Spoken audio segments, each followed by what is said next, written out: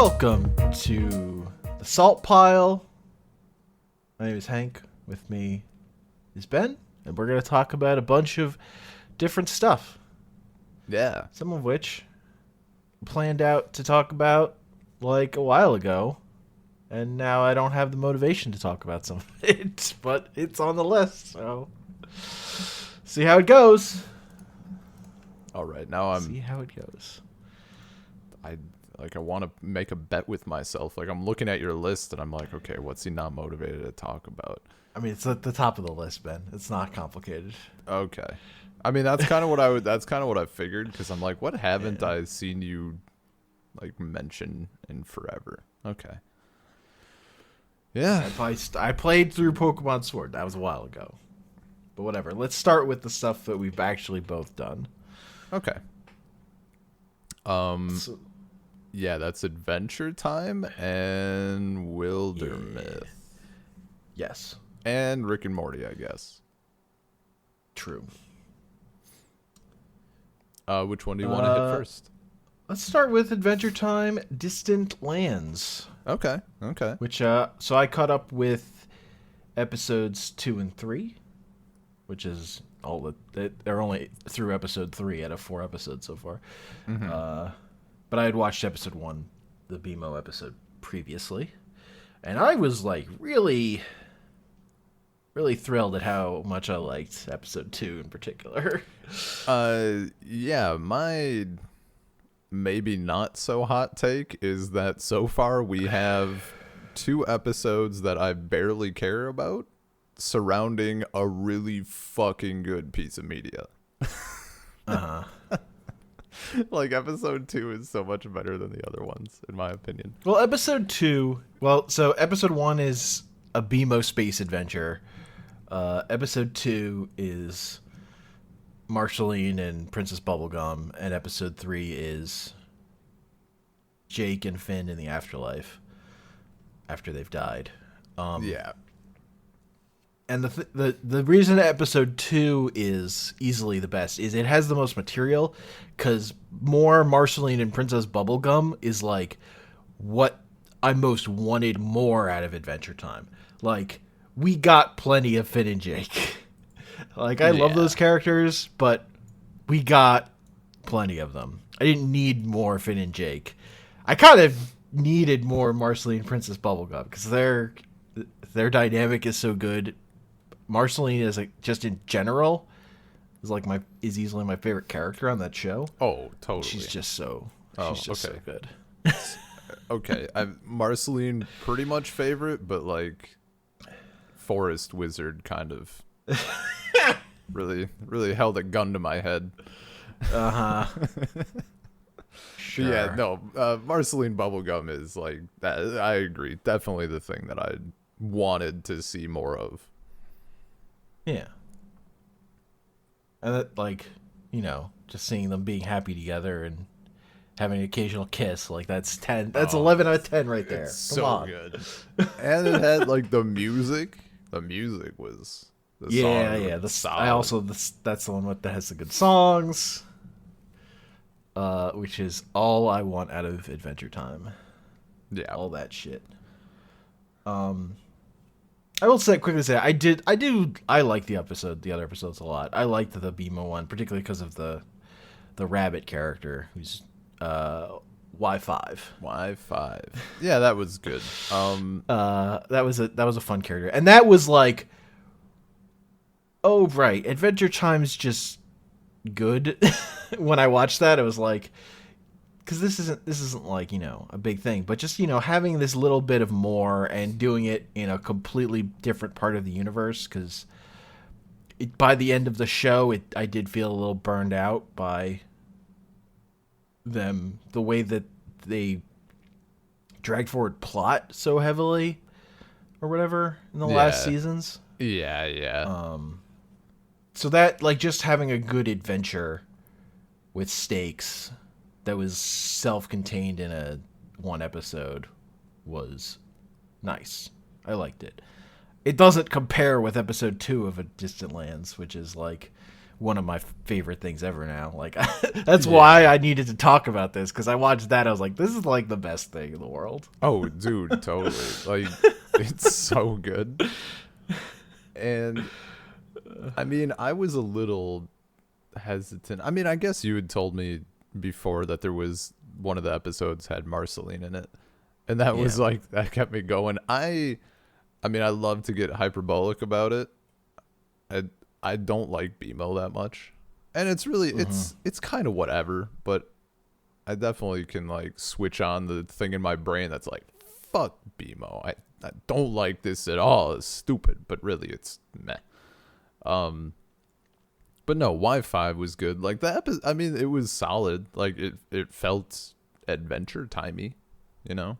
Like, it had all the elements, but then going to episode 2, I was like, instantaneously, I'm like, I'm ready. Hit me. Like, this is going to be a fast 40 minutes or whatever. Yeah. It's also like, because like, that's an episode where there's still room to do like flashback stuff and revealing stuff, which like I didn't even know if like Adventure Time could do that. They burned so much of that in the main show, because that show had so many episodes, and they like got to go to like every corner. But you know what? They found really good spots to dig good shit out of. And I mean, it's just because Marceline is so good. Yeah. Oh, that was because like, just realistically, like, we didn't get enough Bubblegum and Marceline in the main show. Like, for as many episodes as they had, they did not. We could always use more of that. Yeah. I also like the tiny bit that we got of Finn right near the end of episode 2. Oh, so funny. Like, Burnout Finn. Dude, I liked that. I was hoping for more. Like, I was hoping that was what we were gonna get for the third episode with Finn and Jake. And I'm like, okay, like, Jake is apparently like gone, and he's rolling with I guess Jake's daughter. That's Jake's granddaughter. Yep. Wow. Is that main show they established? Yep, she's in that show. She's in the regular show. I guess I forgot that it was granddaughter. Look, they made a lot of Adventure Time. I know. Those characters age quickly. I forget so much. She's her dad is, I forget his name, but he's like the uptight. Oh, is he like the brother that's focused? Right. Okay. Son of Jake's, and then she's like a skater girl. Yeah. I recognize the character. I just thought it was a daughter. Okay. Yeah, she had like, I mean, she had a different outfit. I think she had longer hair in the episode she's in. But I was like, I really was kind of hoping that the episode with Finn in it was just going to be them rolling around. And like, we got... That's fair. Again, like, another thing I could watch more of. I would watch those two characters hang out. Different. Yeah, I mean, the Finn and Jake one was, it's okay. Finn and Jake. Like, you could have slapped it into the mainline series, and I wouldn't have noticed. Sure. That one really felt like that's for those voice actors as much as anything. It felt like sure, like giving those characters, like, I don't know. That's the episode that's like revisiting classic Finn and Jake, but doing it in a where it's kind of going back, like it's regressive, but like purposefully. I just want to dead. I want to make a small request. Sure. And this is to anyone. I'll probably have to, thinking on it, I should probably make this request to everyone in my life. If I achieve nirvana in the afterlife, please don't rip me out of it. So come and get me.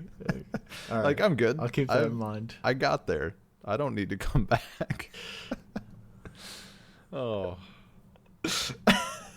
Like, I get it, but at the same time, the whole episode, I was like, Finn's kind of a dick.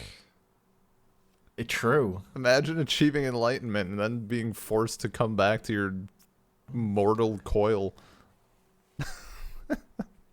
Yeah, but they're bros. Bros before peaceful eternity. I mean, I like that bit of life, like when she's like building body, like getting souls ready to go back to be reborn. And like sometimes cool. Souls come in pairs. Sometimes they're like, you know, they come as a unit. Yeah. Yeah, it was a cool. It was nice. Cool bit of stuff. I mean, I didn't think I had room for another Lich story. They worked it in well. It made sense. Yeah. I was a little surprised. I was not expecting to see him again, but it was fun. Yeah. Yeah. It was you know, in a show I kind of felt like they had wrung everything out of with those characters. It was a good send off for them to be fucking dead. I liked Old Man Finn realizing he's fucking dead, and then immediately wanting to just be like Finn as a kid again when he was in the show. Yeah, it's like tragic. Also, it's like this character just never dealt with it well, which would why it would be interesting to see him in that post Jake era where he just was having a rough time. Yeah, like, I mean, they found room to explore stuff out of a show that had already explored so much, but now they've made more, like, now that I know that there was that period, now I want to see it. True. Man. What a piece of work. What a great show. Yeah. It did kind of make me want to revisit it a little bit. Like selectively, I suppose. I don't know that I could go through the entire thing chronologically again. No, I mean I watched a bunch of other Marceline songs. Was my dive afterwards. Yeah. I don't know. I'm Not Your Problem still slaps. Yeah. That's a great episode. But there's also a lot of Finn being an incel in that show. Yeah. I mean, at least he doesn't get incel tag, I don't think. He's not old enough quite yet. He's just just a shitty kid. I honestly, my favorite thing about it is reading the writers like gleefully laughing about having Finn lying on the floor crying while cuddling a piece of Bubblegum's hair. Just gotta make this kid cry. Hell yeah. Very funny. It's good shit. I guess I rewatched the Glorb part because the Glorb part in the last episode is so fucking good. The very end. Yeah. The plot. It took me a second. I was like, Glob? Oh, Glorb. Okay. Too many GL. Glob? No, it's Glorb. Yeah. Glob is the... I think... Oh, whatever. I thinking on it, only thing I wanted, only extra bit that they could have added, a tiny little scoop. A scoop, a little extra scoop for Ben. Show like older forest wizard with Finn at the end of episode 2, and like we're done. We're done here. We can wrap the whole thing up. That's what episode 4 will just be all forest wizard. Oh my god. There's no chance that's what the 4th episode is. I mean, I'd be fine like getting a wrap up for like various, I guess, what's the term? I don't know. Like Flame Princess, Forest Wizard, frickin'... I think... Oh, actually, I know what the last episode is. What What they is said it? what the plot is. It is Peppergum Butler going to wizard school. Wow. I mean, I'm gonna watch it, but I mean that sounds like Forest Wizard potential. But True. I'm like, wow, I don't care. she's not like wizard school wizard though. I guess do you know if it's gonna be like post series or pre series or like during it? Because we might see her in the school. I mean, shit, we might see a bunch of. Or is it gonna be like? Is it wizard school? But it's like wizard kindergarten. We get to see like baby versions of characters.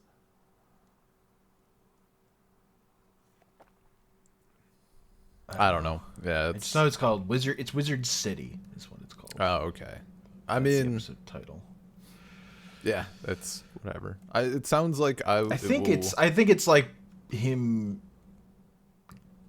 part of his growing up again, like because he turned into a baby at the end of the show. So it's like in the future from that, where he's Gotcha. Okay. like I mean, going that's through life a second time. that sounds fine. Yeah. Yeah, I don't know. We'll see. have to see. Yeah. The Marceline episode was always going to be the best one. That was just, that's just the way it was always going to be. Gear. It would There's have no to other be, outcome. It'd have to be something fucking weird for it to not be. Like, Yeah. there's potential for a Fiona and Cake episode to be better, I guess. But pretty much that's it, I think. Yeah. Oh, Marceline top tier. The Vampire Queen. Man, I was just so happy they showed the kiss though. Like it was so fucking cathartic. Yeah. It was really good. Like, let them have a nice kiss. It's fine. Do Yeah. it. Fucking do it. Yeah. Just nice. Me for like 10 seasons of Adventure Time just being like, now kiss. Finally. Yeah. No, it's a nice little thing. Epilogue, I guess. So how you feeling about Rick and Morty? I was feeling better at the beginning of the series than I am now, I'll say. Like, when you wrote Rick and Morty on this document, I was feeling pretty good about it. Less so now, I'd say. I will say, I still think episode 3 is, like, the worst episode of Rick and Morty they've ever done. So the episodes after that have been, like, it's whatever. People really... It's funny to me that people had, like, the stronger negative reactions to, like, episode 4. Yeah. So I guess people... Which I feel like is belated. I feel like episode 3 was so stupid and pointless, but still tried to, like, make you feel a thing, that then, like, it was a delayed reaction. And then people watched episode 4, which was just very stupid. But it didn't make me try to feel a thing, so I don't... My mind's like, fine, that was dumb. Whatever. And now people are mad. So... my armchair theory is that Sure. people like episode 3 more just because they like seeing relationship shit. As someone who generally feels that way, that's my guess. I find it weird that people reacted so negatively to 4. It makes sense. I can understand the argument anyway, where people are like, oh, it's just stupid stuff. There's no deeper bullshit, which, whatever. I mean, they're wrong because who cares? But if that's what they want, Rick and Morty, it's not often very stupid. Yeah. It's fine. But the amount of people complaining about the incest joke was absurd. Well, it's extra funny because I think the incest joke at the stinger of 3 is worse and more pointless. But have you seen episode 7 that leaked? No, I did not watch it. They bring back that giant space baby. Fuck yeah. It's like in episode 7. Hell yeah, dude. So it was very funny that like I watched that episode and then people are complaining about that like being at the end of episode 4. I'm like, oh man, I love like getting my glass like, oh man, that's gonna be great in 3 weeks when you actually watch this. I'm pumped. I think I'm gonna wait. Like I'll just watch them in order. Yeah, I mean it's also a stupid episode about referencing an 80s cartoon. But it has at least 2 things. Like it's doing Voltron, but also it's like the plot of Scarface. Interesting. I don't know. It's not great. I laughed. Honestly, the thing that made me fine on episode 4 is like the dumbest joke of Jerry with the fucking water. I was like, all right, this episode's okay. It's hard. Yeah, him with the Jerry getting a glass of water. That made me laugh more than anything else in that episode. It's topping it off just the way you like it. The fucking filter. Dumb. Yeah. Oh, that's my life. Fine.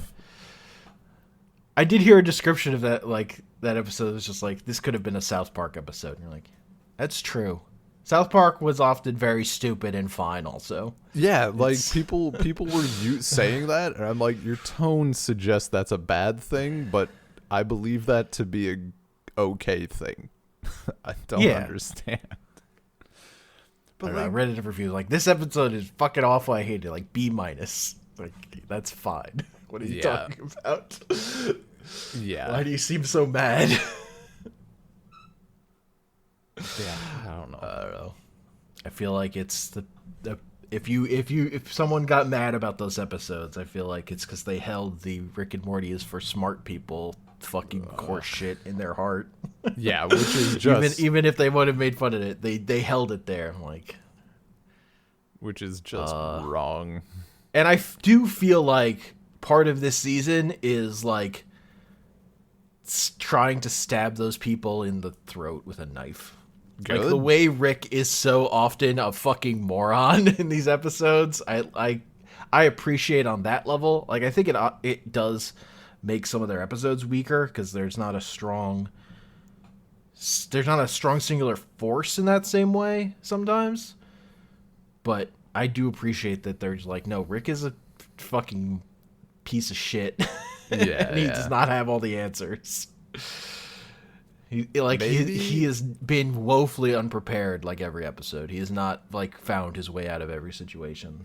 I mean, at all. Maybe this is his arc. Maybe he's learning how to turn off his brain.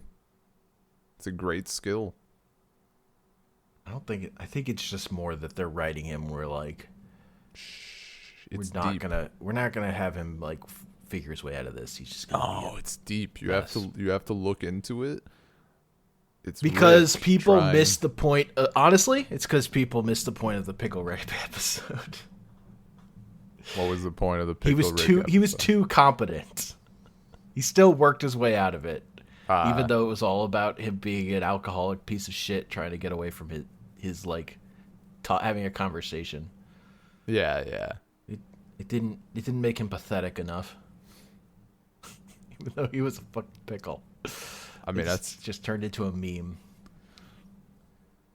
I mean, that episode. I don't know. It also what it reminds me of also is the way the Sopranos went, where they from bad to worse.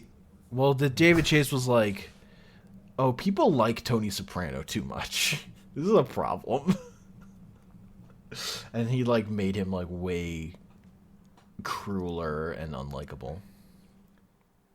And with Rick, it's like making him more stupid and pathetic. Starting when for Tony Soprano? Like, when did that transformation happen? Probably like I would say like when he kills Big Pussy. Okay. Is like the turning point probably for that character. Wow. Okay. I guess people liked him up until then-ish. Oh yeah. Are they the same people who think they're Rick? Yes. Ugh. Uh-huh. I'll admit I only watched through like part of I mean, I definitely saw that. Like, thankfully, that moment is one that I did actually see, but I don't think I kept watching. Oh, you know what? It's when the dude killed his horse, and I just was like, you know what? This show can suck my ass. Like, I understand the point of it by and large, but like, fuck Tony Soprano, dude. Like, he was not. Why would you like? Ugh, that's annoying. I did not like that character, and then they made him worse. And I was like, I like you less. I'm out. Anyway, yeah, that tracks. I mean, I also burned out that show, but later, I would say. Nice. When they did an episode that was about him, like, taking peyote and sitting in the desert, I was like, this is not interesting. Yeah. Oh, that show just... I'm good. I love the jerseyness of that show. I mean, I get that I was expecting like some growth and in different ways. And I realized after negative growth. Yeah. I realized that it was not that type of show. And someone was like trying to convince me that like, oh, that's the point. That's why it's good, blah, blah, blah. And I'm like, if I want to see people not growing into better people, I'll fucking watch It's Always Sunny and at least have a laugh about it. Like, I don't want to watch a drama about people being shitty. Anyway. I mean, the show I wanted to watch was The Wire. The HBO show that's like, oh, this is actually like, has a structural idea about it's terrible people and complicated characters. Yeah, I mean, that's people, like, that's a... Yeah. I mean, the show that, like, had a point. Yeah. Whereas The Sopranos ends with, like, he probably got shot, but we're going to cut. Yeah. No, that... I don't know, look. It was fun when The Sopranos, when, like, his mother put a hit on him. I was into it. Yeah. Wire's still king. Oh yeah, it's just a better show. But they were of a similar era. Yeah. Yeah. Yeah, Rick and Morty, it's fine. Like, I did see some of the more rational things I saw. People were like, we're at the point now, like, there's gonna be duds. Like, they can't... Yeah. It's like fucking anything. If a band makes 50 albums, they're not all going to be bangers. Even the two really good episodes of the front of the season feel like retreads of stuff the show has done before. Like, the worst episodes just feel like that reason I hate episode 3 is it feels like retreads without any idea to it. Like, it just... Or, like, the structure of the episode just doesn't come together. They never branch the two plots. The Rick and Summer plot is so disconnected and pointless. Yeah. And not funny. Yeah, there isn't even a joke, really. It's like, just Rick is a piece of shit.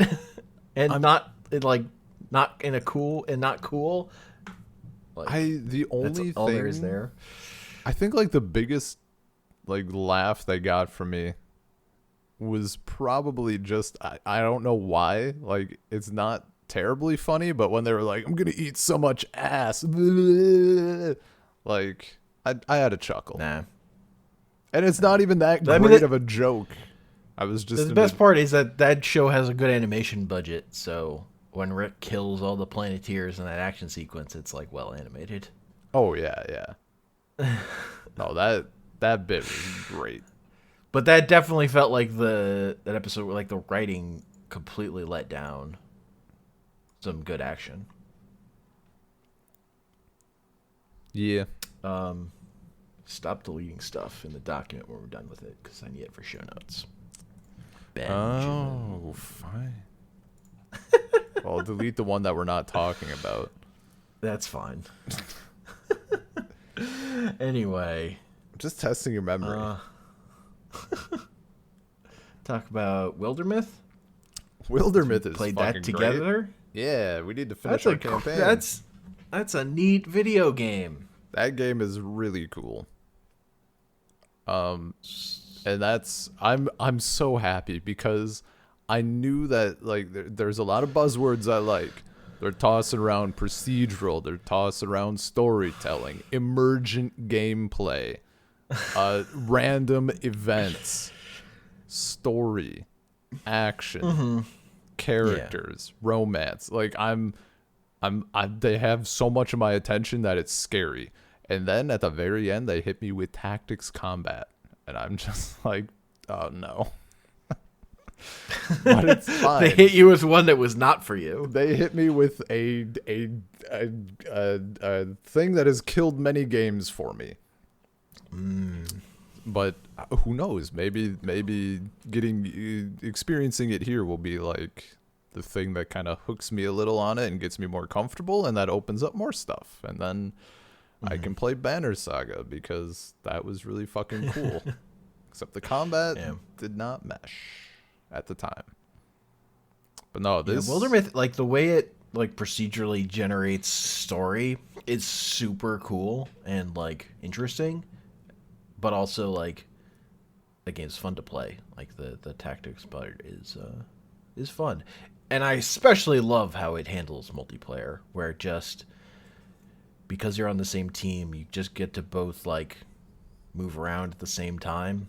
But then when one person takes an action like that, it is a little jarring that will cut off until that animation plays out. But like doing turn-based multiplayer online where both players are like in control instead of like doing hot seat where like it's my turn then your turn, just works so much better. It's just a much more engaging experience that you're not like waiting for someone else. That specifically, when you're using a magic character, there you have to think I can move around the like dumb characters that have like one simple action that's obvious. Yeah. And that was it was great. Like I know for a bit there, I think you'd mentioned something because you were like using all the characters. But it was fine because, like, that one character, I was like, Jesus, I mean, half of it was figuring out what to do. No, not even half. A third of it was like, what's my plan? And 2/3 of it was like, this bush is overlapping this rock, and I can't get the reticule to choose the one I want. Because it's like both the magic system is weird, and also it's a little finicky with selecting using it. Yeah. Because you're like clicking on, like your magic works by like imbuing or like linking up with an object on the field, and then that object then has like you get a power out of it or whatever.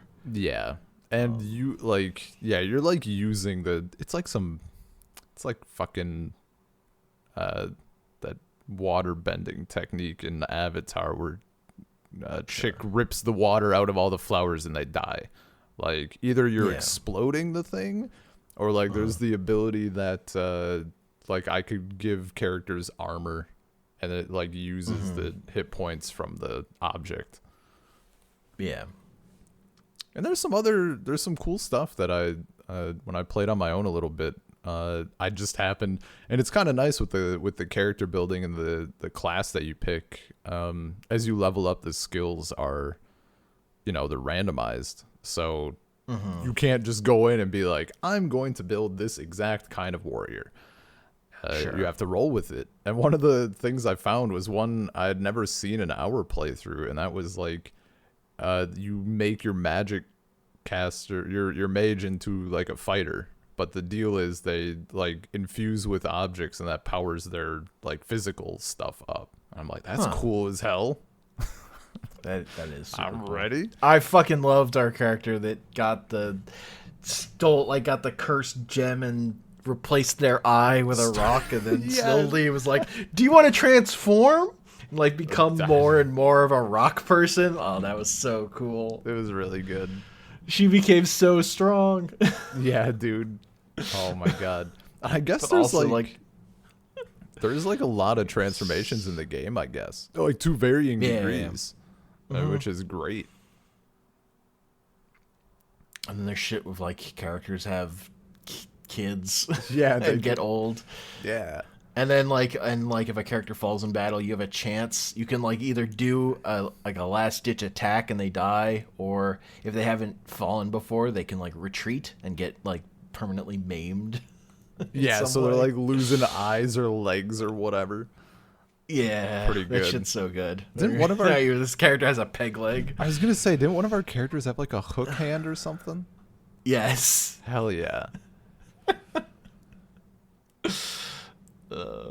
Dude, one of my. That shit's so good.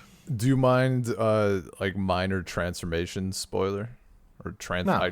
Okay.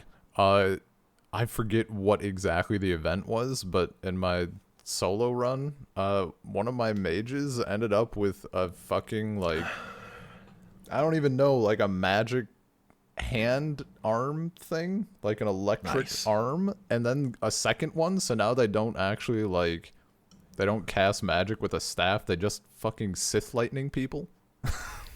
Amazing. It's so good. Like, oh my god, what great shit. Oh man. Also, we did that quest that was like this lady sent us to like defile this hero's grave. And we're just like, sure, let's do it.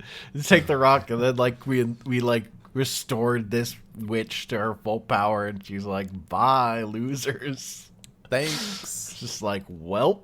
I love that. That happened. I love that first. Like, she is the bad person here. Yeah. But before she reveals it, she shames us for like fucking with a grave. It's like, wow, you guys actually did that? It's kind of scummy. You actually just did that? Wow. Oh, it was so good.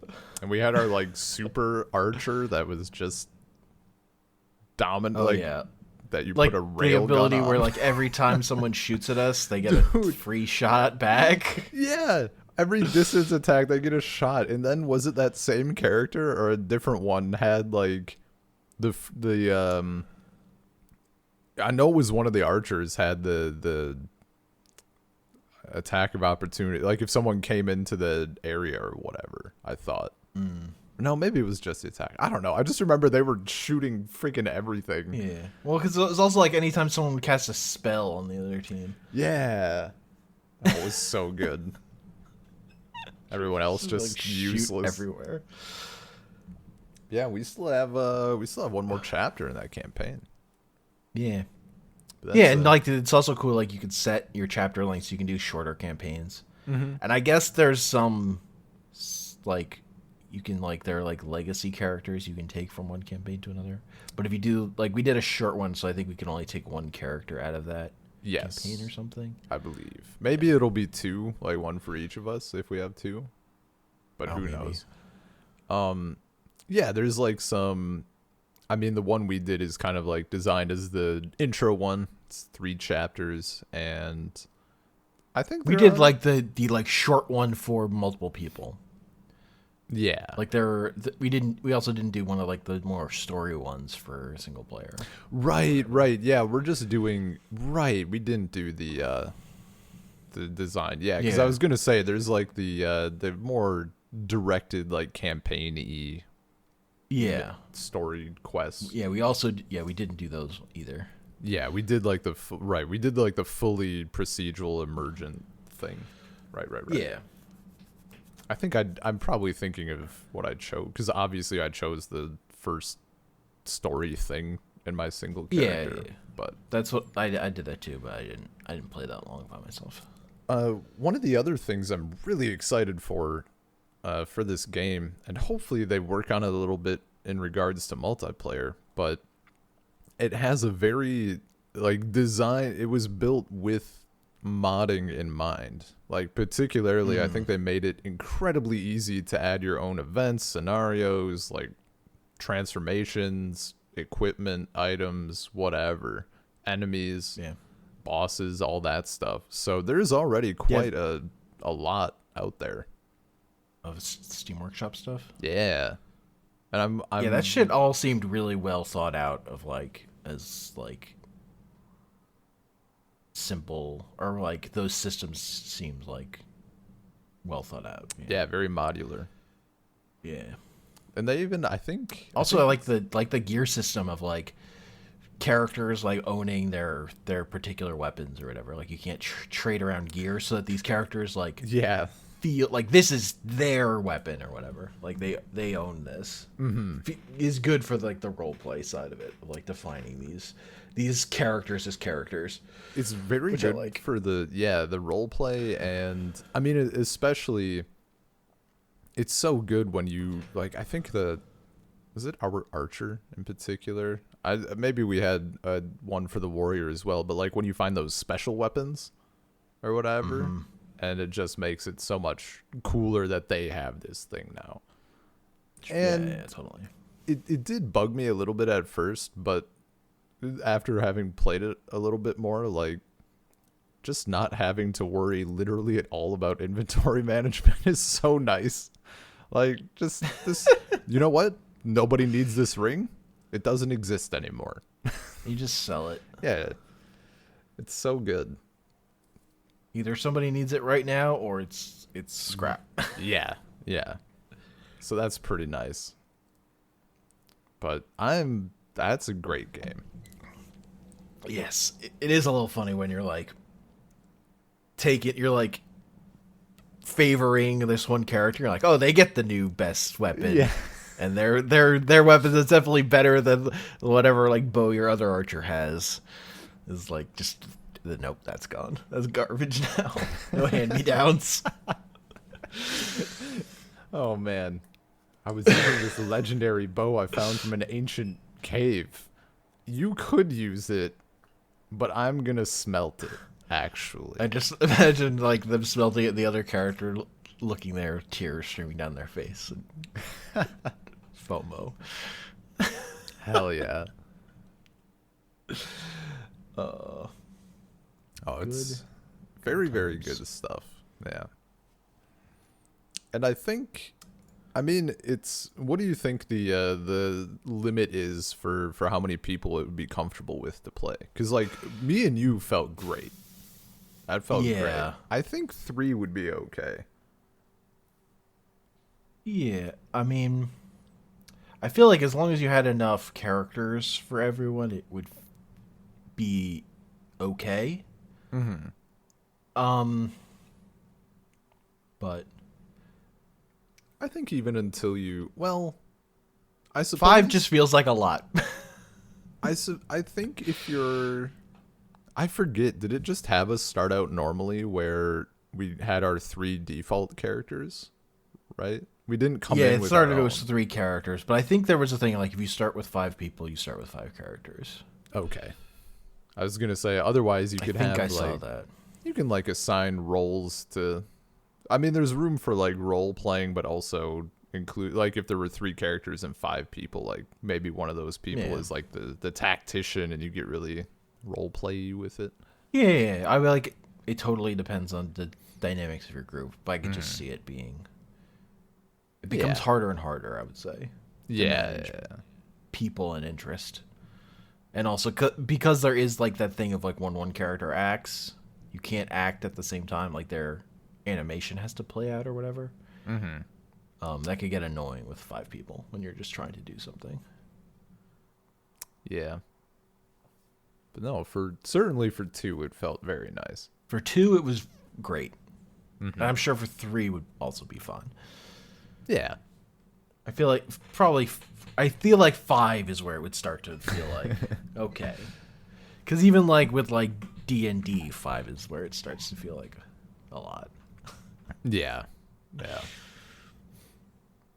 Well, and that has the obvious problem of like you're waiting turns for people to go to. Oh, 100%. No, Wildermyth is good shit. So I want to talk about the part of how I got turned on to Wildermyth. Okay. How I found out about it is it got mentioned by one Austin Walker on Waypoint podcast, and him and Rob Zachney over there started a playthrough of XCOM 2 back in like 2018, and they would like play like once a week. and they played it like Wildermyth in terms of like role playing with the characters and like building up backstories for characters and whatever. Okay. So it became like so they turned it into a story, their whole campaign. But then like because of stuff at Waypoint, they like had to stop streaming, so they hadn't. So like this campaign, they'd like after 2018, they played like a handful of times. They never finished their campaign, but this year, because of stuff that going on at Waypoint, where they finally got to like stream again. They just finished that campaign, and I was so thrilled. I was very excited, and Austin mentioned Wildermyth on a podcast talking about it. It's like a game that is more built to encourage the kind of storytelling that they were doing. And now that they finished their XCOM 2 campaign, that was one of the games he talked about wanting to play in the future on that thing. So nice. I'm also looking forward to that. Oh, dude, that'd be a great game for, I mean, like watching a playthrough, like two or three good personalities. That'd be great. Yeah. Mm-hmm. Totally. And also just in my space, in that headspace. So also I've watched a bunch of XCOM 2. That game's fucking great. Specifically the War of the Chosen. Once they added War of the Chosen, because yeah, the problem with the base game was like every mission felt the same, and they totally solved that problem. It still has like end game issues where you become like anime characters by the end of War of the Chosen, because you have like these like special armor and special weapons that have come with DLC stuff, and like the last mission is still the same last mission that was in the base game. That's like the one problem with that game. And it's like it does a nemesis system thing of having like these 3 super characters that like respawn after death and like become like immune to based on like whatever killed them last or whatever. But that has the problem of the third one of them is easily the easiest to deal with. It's just like a sniper that is like by the time you're encountering him is easy to deal with. And also once you kill all of them, there's like no it's just super easy. Like there just isn't another thing after that. Yeah. But I think there's mods like there's like Longest War campaign, or I think there's mod stuff to at least deal with it that I have never messed with. Gotcha. But XCOM 2, super cool. Yeah, I love that game. And also I was thinking about this stuff because they announced Mario and Rabbids 2. And like I never finished Mario and Rabbids. I like got like halfway through it and then dropped it to play War of the Chosen. Like literally, that was what happened. I like was playing that game. I was like, no, I need the fucking real thing. I'm gonna fucking, even though I kind of hated XCOM 2, I'm gonna play War of the Chosen. And that was a good choice. So I finished Mario and Rabbids, and I got through it because easier than when I was playing it the first time, because I stopped caring about like getting the perfect score or whatever on every level. Because it has like beat it in this number of turns. Oh, okay. And nobody dying. Kind of skill stuff. So I played through that game. I got through I guess it's the World 3 boss. That's like the best part of that game, which is you're fighting a ghost that like sings a song about he's like sings an opera about dissing Mario. Okay. Yeah. I've seen that. Yeah. Made the rounds. Yeah, because that game is scored by Grant Kirkhope. Yeah, so the whole thing, and the way that like the Rabbids like ironic tone meshes with Mario shit makes it feel incredibly like a Rare game. Nice. Like it totally has that vibe. And his music is like a big part of that. But so like, you know, that song, it's like the fucking poop monster from Conquer or whatever. Hell it's yeah. like it's him doing that thing. But so that boss is like was a thing that I was like, I have to fucking get to this part. Oh, like I yeah. had spoiled myself on it, but I was like, also like in the back of my head, like I have to see this myself. Oh yeah. Gotta experience it. And that game has neat stuff about like its most interesting thing is like you can like dash through enemies if they're in your like your movement is based on like a circle around you, and you can kind of go wherever within that, so you can like slide dash through enemies to deal them bonus damage and then reposition. Right. And then Mario can also like be like thrown up by teammates and jump on enemies' heads. Hell yeah. So it has, and like the enemy can like reposition that way too.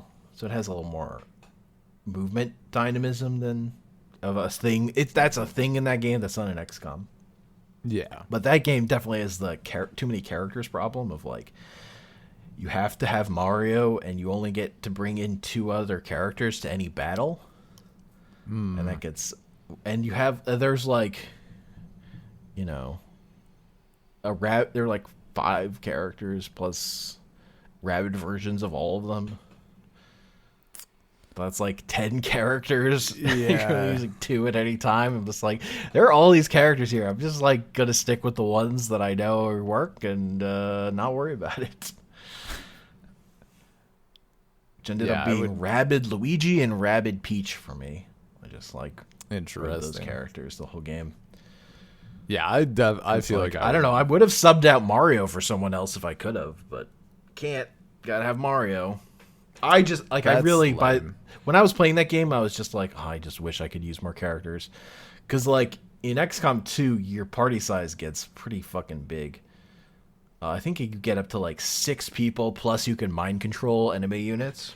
Hell yeah! So I just like having more to work with. I mean, that it can get overwhelming if you have too many things, but I don't know. Having only 3 characters ever and not having mind control abilities it's not enough for me. Yeah, ultimately is my biggest feeling about that game. Okay, it's fun though. Yeah, and it's way simplified. Like if you hate the 99% miss of XCOM, in Mario and Rabbids, like it's 100% or it's 50% or it's 0. And you're like gonna just hit their cover or whatever. Like they don't mess around in that way. Yeah, I have the game and I actually did put some time into it, but I got on like Mega Sale or whatever, and I think at the time sure. I just wasn't classic. When I bought it, I was like, yeah, I could go for some Nintendo Tactics. And then when I started playing it, I'm like, I'm no longer in the mood for Nintendo Tactics. Sure. When also like the walking around the world in between battles is incredibly dull. Yeah, it didn't feel great. Like I just like there are puzzles here, but they're really, really stupid puzzles. They're like incredibly simple. Yeah, like, there's just a lot of space and going through pipes to places. Dude, all the pipes for upgrades you don't really need. They spent so long talking about pipes. Rabid pipes, Ben. Rabid pipes. Oh, sorry. Not just regular pipes. They're Rabbids that are also pipes. I guess. I don't know. Ridiculous. I never even used Yoshi. I mean, why would you? He shows up in that game so late. I mean, he was running from the IRS. What? Yoshi commits tax fraud, dude. Oh. It's a known fact. I didn't know that. Look it up. I just know of the Super Nintendo game Super Soccer. Japan's team has bad stats, but they have one player on their team named Yoshi, who's a 99. Nice. Is it enough to carry? Nah. That game's so fucking weird. Like that's a game like you move, all your players move together. They all move. Oh. Weird. That's odd. Yeah. Yeah, I haven't been doing really any tactics thing. I mean, aside from Wildermyth, but I've been doing a lot of roguelikes, like traditional roguelikes, like that ASCII shit, and that's been Oh.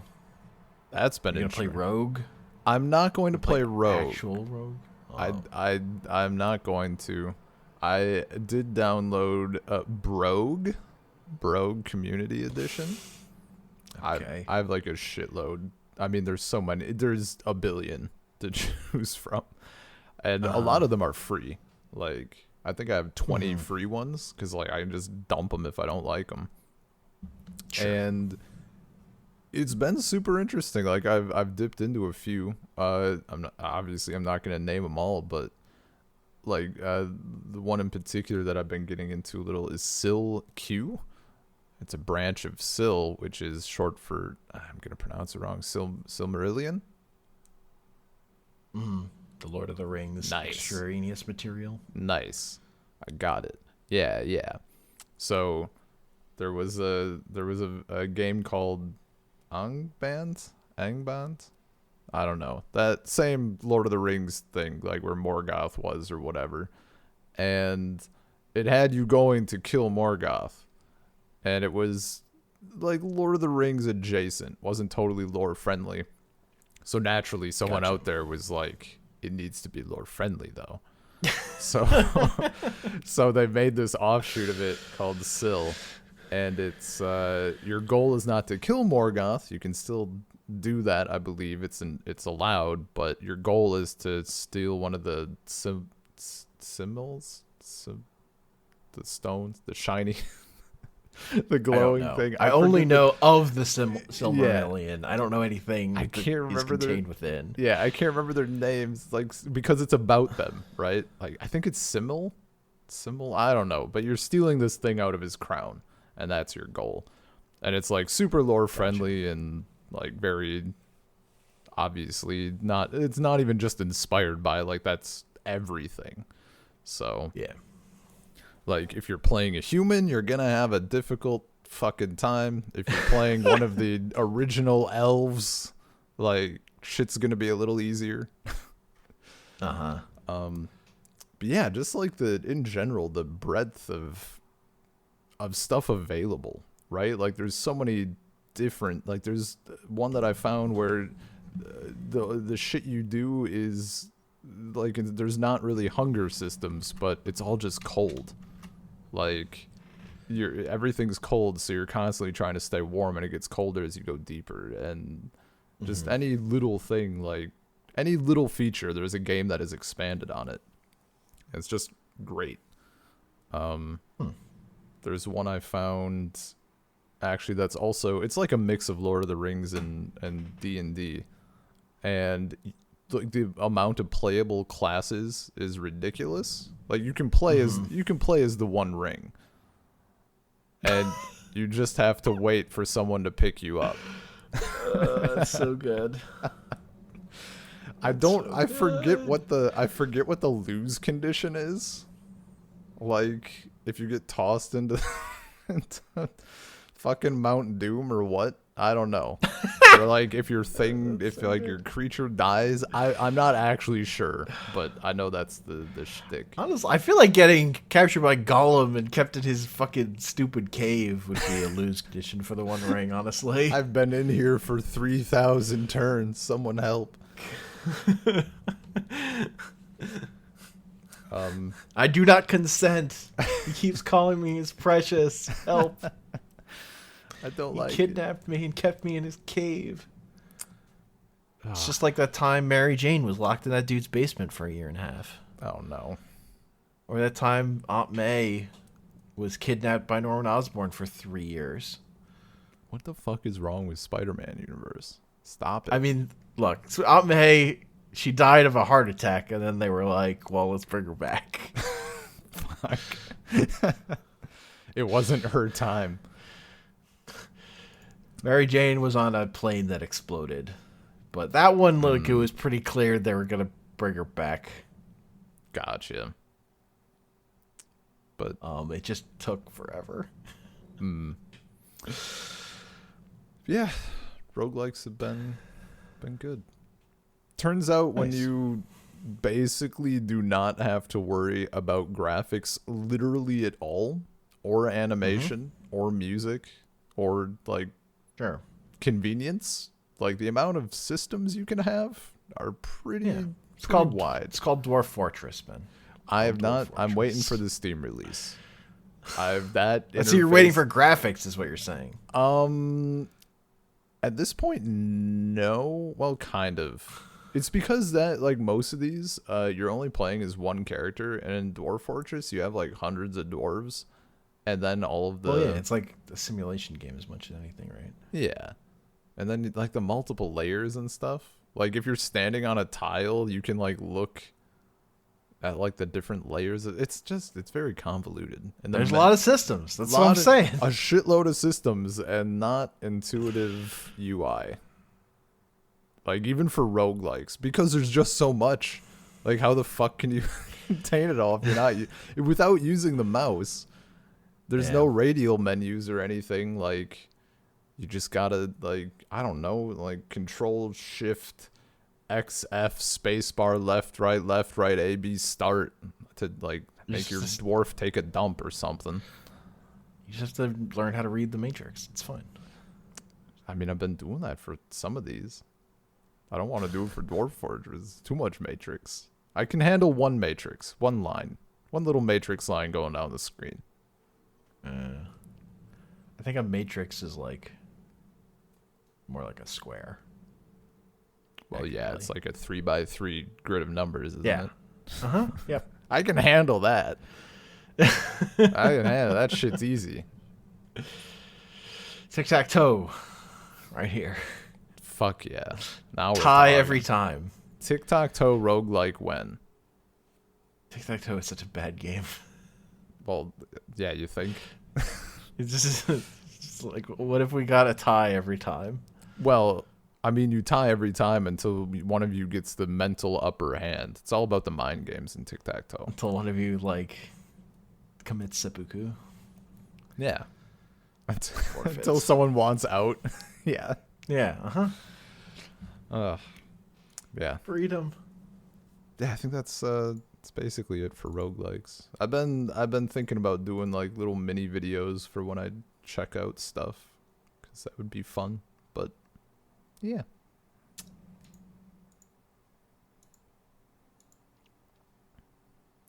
Do you have a good segue for that? A segue.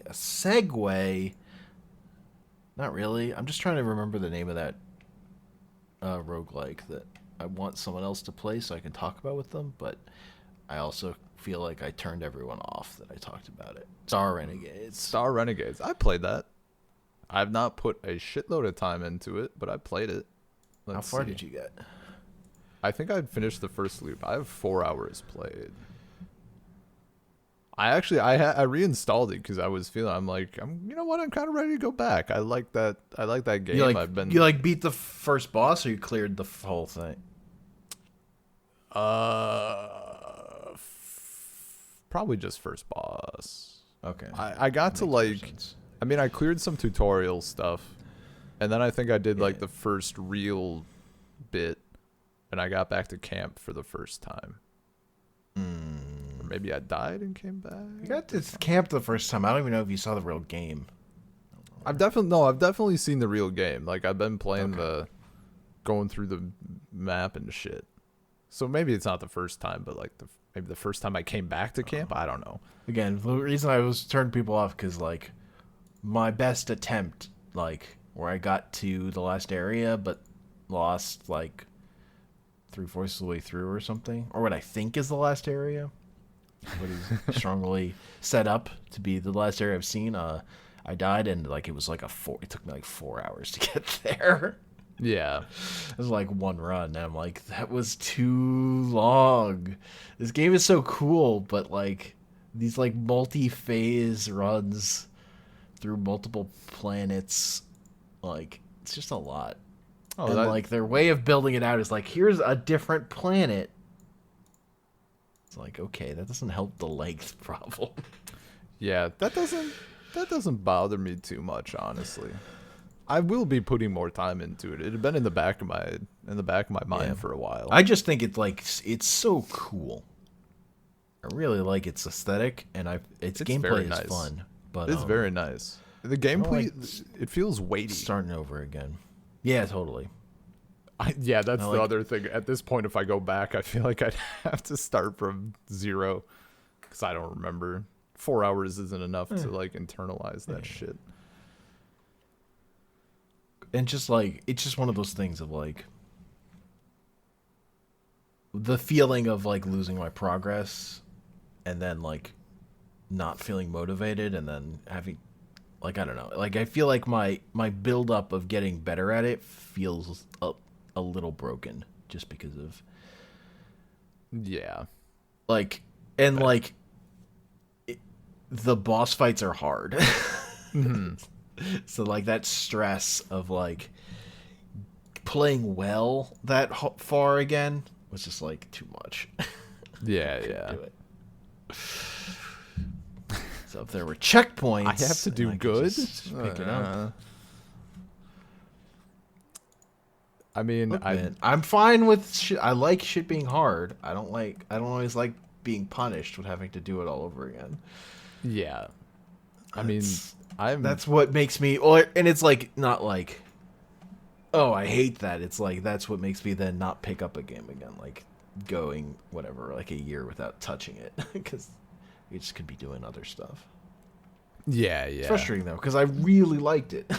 Like I thought it was really cool, and honestly, I just want to see someone else play it. So I mean, I can flip on a stream. Yeah. Try to remember what the hell I was doing and what anything is. Sure. I'll talk about some other games I've been playing / played. Most recently, I've been playing this game, and by playing I mean like playing like 10 minutes, and that's all my patience I have. Yeah. At a time, but this game Boomerang X, really fucking cool. Basically, like it's a kind of an FPS where your main weapon is a boomerang you can throw, and you can right click to bring the boomerang back to you, and then you get a power where you can bring yourself to the boomerang. Oh hell yeah! And that shit is fun. You just like throw this boomerang up in the air, and then you throw yourself up in the air, and you throw and like you can chain it, so you're just like flying around the room basically. Yeah. It's like a grappling hook that you don't have to grapple onto anything. It's the way I've heard it described. That sounds like very like up there potentially without having like played it at all. That sounds up there for like Titanfall 2 movement. Like just very satisfying being able to fuck around and fucking great and hell yeah. Super cool in terms of movement. And then like you have these enemies, you'll get like the enemies will come in waves, and some of them will spawn with like a yellow marker above their head, and you'll just have to kill all those to get to the next wave, and there'll be like 5 to 7 waves per room or whatever before you get another health upgrade or another power as you move along. And then like some of the enemies will have like a gem on them, which is a specific weak point you'll have to hit. Yeah, I think I did watch you linked the Steam page, a trailer. You linked something, and I watched like the trailer or whatever, and I did notice like the Zelda style like glowing weak point. Yeah, I don't know. I haven't felt like it's a pretty different game, but I haven't felt like this way about a game since like Devil Daggers, which is like a sort of arcadey shooter that's all about. That one's like, it's a set pattern of enemies spawning kind of thing, of like escalating difficulty, but it is also about like just jumping around and shooting things quickly. The other thing about Boomerang X that also makes it super appealing to me, because like Devil Daggers is like ridiculously hard, but Boomerang X makes itself easier because you also eventually get the ability you can charge your boomerang throws. And pretty quickly you get an ability where you can slow down time while you're charging. So you get to like bounce around in the air and like stop in midair constantly with like all the enemies still moving slowly. So that Hell yeah. that just works for my brain, so that I can play that thing and still have fun. Where you're just zipping all around, and there are like things that get introduced that still make it, tough. But, Oh, that sounds like but your movement abilities are fucking cool. dude, It's very fun. It's such a huge bonus. Even like if other things in the game are a little objectively or subjectively, but when the movement is great, it just amplifies it so much. It's crazy. Yeah, I've heard it's not. I don't think it's a long game, so I've been kind of just hitting it in small bursts. Doing like a Gotcha. level and then putting it down. Apparently it's on Switch, but it's such a keyboard and mouse game, and also I've heard the Switch version doesn't always run great. Dude, somehow. if you're like throwing, if it's like fast paced and you're throwing a boomerang and like going to it and teleporting, I could not do that with the. There's no way. Yeah, no, it's not a controller game. It's a keyboard and mouse game for sure. 100%. Yeah, and you are like pausing in midair a lot. But... Yeah, I mean, and I just love like just you can stay airborne forever and just like keep pausing. It just feels so good. Yeah, I mean, even going from like Horizon Zero Dawn has that, when you jump after you get the ability, you can jump and like time slows down anytime you're in air, and like, that helps a lot. But what helps more is combining that ability with a mouse and keyboard. Yeah. Like trying to aim for those tiny little machine parts with a controller. Ugh. True. And another game I played, like what feels like a lifetime ago now, was No Toilet Paper, which is a free mobile game that's great. Yeah, I saw basically like Paul mentioned something about golden shit. Yeah, that's all I know about it. There was a series of games they talked about on TDP. What is it? There is fuck. I can't remember the name of them. Hidden My Game by Mom. That's what they're called. And they're like little puzzle games that's like your mom has hidden your DS and you have to click around to interact with objects to find it or whatever. Like, okay. Simple puzzle, but I recall gets seeing that. very, very absurdist and funny. Yeah. As you mess around with it, it gets more and more complicated. Isn't there like your mom hid your dad or something? I don't know. I remember it getting weird. I saw it somewhere. I know what you're talking about. Yeah. There are a bunch of like spin-off games that I don't know are as good or whatever. Like, but the Hidden My Game by Mom games, solid.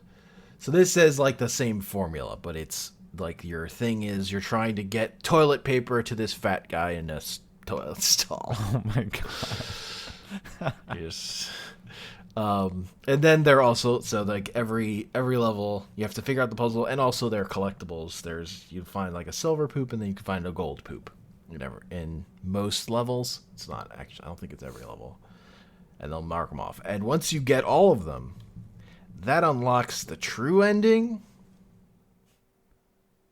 And the true ending is like a fucking boss battle against a giant poop monster, and it's the best thing in the world. Holy shit! It's That's so great. good.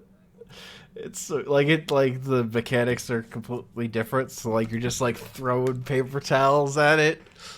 Oh, that's awesome. Oh, it's so good. It's such a good thing. Yeah, I just remember. Like I wouldn't want to spoil it, but like again, like I played this like what feels like a lifetime ago. So if people haven't checked it out since now, I feel like talking about it and letting them know, like, yo, do it up. It's dope. Yeah, I just hilarious. remember Paul like out of nowhere was like, "You got to do this." Glad he did, because I had played that game mostly, not completely to completion, because I was like, yeah, it's a Hidden My Game by Mom game.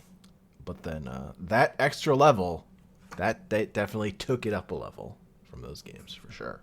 Nice. That's so funny. It's just so funny. It's pretty good. And then the other game I played was Pokemon.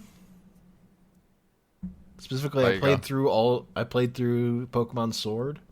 I remember when you did that like 200 years ago. 200 years ago, right? That was when I said we should do Assault Pile, because I played through that whole fucking video game. The Assault Pile has been building for a while. It was... I enjoyed it. It was fine. It was a little... There are parts of that game where it feels like they gave up. Specifically, one of like the early gyms, it's all about like, it's not a standard gym. You're gonna have this unique mechanic. Like this gym, you're herding sheep. This game, it's like a weird pachinko machine, even though there's like no variety to it. And then like you get to the gym that's like, here, stand in this room and have 3 battles. Like literally it gets to the point where there's just a gym that's just a room that you've been in before. And you fight 3 battles. And they like at least like they're weather-based battles. They like at least put some thought to that, but like their unique mechanic gym budget clearly ran out. Yeah. It's just like, okay, guys. What happened? And what happened is they made those wild areas that are like online shared spaces that take the place of a lot of the routes, because Pokemon there can be of various levels. And you can encounter Pokemon way above your level, and that's like, ooh, scary, but also like just okay, I'm just not gonna go there. And I just didn't interact with them except in like the DLCs or like other areas, and that's at least a little more interesting. I didn't do the second DLC yet, which I've heard is better than the first one, and I didn't finish the first DLC. I think I had to level up. You have to like level up this specific legendary Pokemon you get for it to do with it. So it's, and I kind of just leveled them up as I played through the main game. Yeah. But you know, it's whatever. I kind of lost. Yeah. Then I lost interest. And the wild areas have frame rate issues. Oh, yeah. Of course. Naturally for modern Nintendo. You just can't. Yeah, I mean, I'm not. Whatever. I don't like the people who overreacted about Sword being terrible. Like, they're not correct, but there was like issues with like it felt like they ran out of their ambition ran out. The big thing, because and the other thing is like the gym leaders are actually really good character designs. Like I actually think they did a really good job creating those characters, and it was kind of disappointing that like they weren't a little more interesting fights. I don't know. Like the Gigantamax thing made them I actually think was good in terms of like it gave them a Pokemon that was like a boss fight. Yeah. But I don't know, like Megas plus Z moves was probably a scarier threat also. I also like fucked up and like I was over leveled, so I've also made it too easy on myself. So I'm not gonna like blame the game for being too easy. But I have heard that it is too easy anyway. But go on. I mean, but yeah, I again, some of like the I don't know. Sometimes it's just people like these trainers should have 6 Pokemon. What are you doing?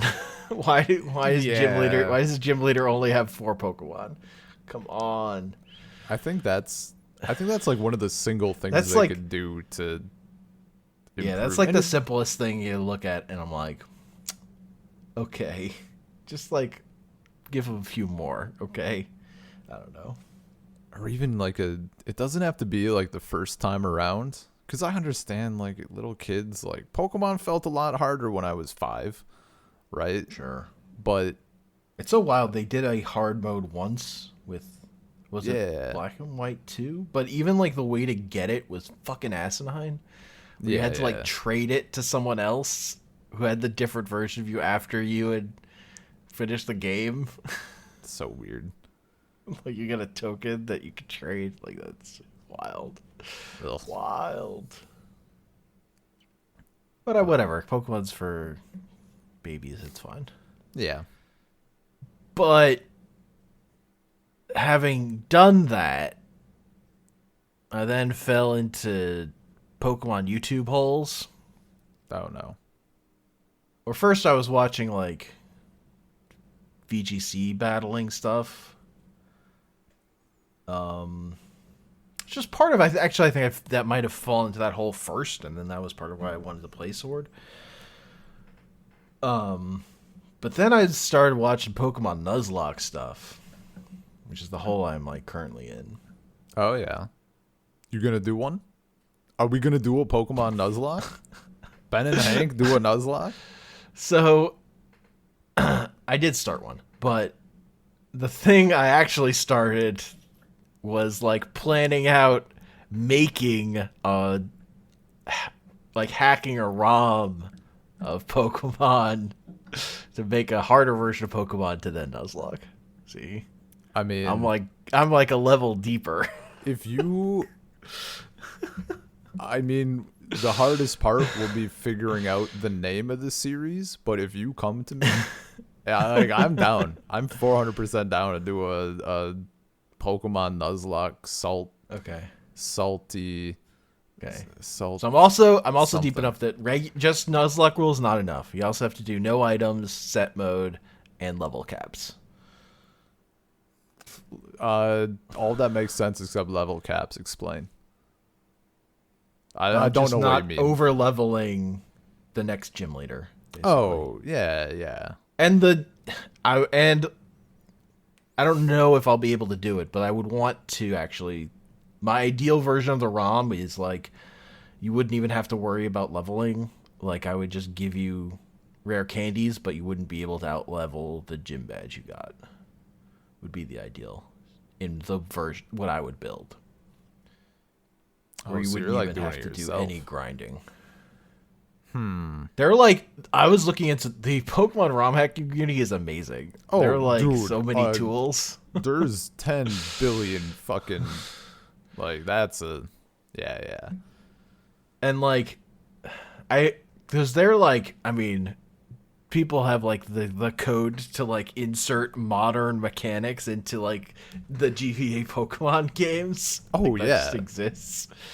Like, That shit's a little hard for me just because I was looking at it. It's like, okay, I can wrap my head around doing this, but I can't wrap around doing this and the way in which you edit the game. Yeah, because like the thing that made it super appealing is there are like really accessible tools for just editing GBA ROM files. So that's where I'm gonna start.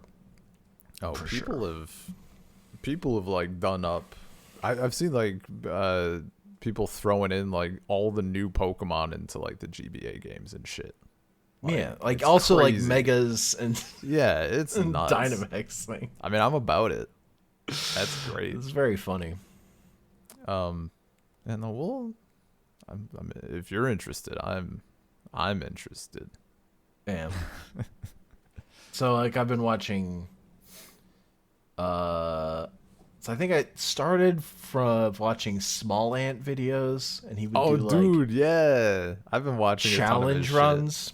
Yeah, like node, whatever. Yeah, I've been. And I've the been one that watching got stuff me lately was as well. when he got someone to rewrite the code of Blue for him so that someone else could control all the enemy Pokemon. Right? Yeah. The And world yeah, I've been watching he had Wolfie. Yeah. So I watched all of that. It's so good. And then and that like actually makes sense because Gen 1 AI already cheated and reacted based on your move. Like literally in Gen 1, the enemy AI completely cheated and looked at your move before it decided what to do. Amazing. It just doesn't do it later gens. So then I watched. So then I fell into Wolfie's channel, and Wolfie was doing. He started doing an Emerald Kaizo Nuzlocke. First he did an Emerald Nuzlocke, then he did an Emerald Kaizo Nuzlocke, and he was talking to this other Nuzlocke, Pokemon Challenges, who does like a lot of harder ROMs, and he's also been doing Pokemon Emerald Nuzlocke, and so I've been watching that stuff. And he's like he's on like Pokemon Challenge is on like attempt 151 of Nuzlocking Emerald Kaizo, with like including resets and stuff. And he's just gotten up to the Elite Four again, and he's like doing it tomorrow or today, actually, I think. Nice.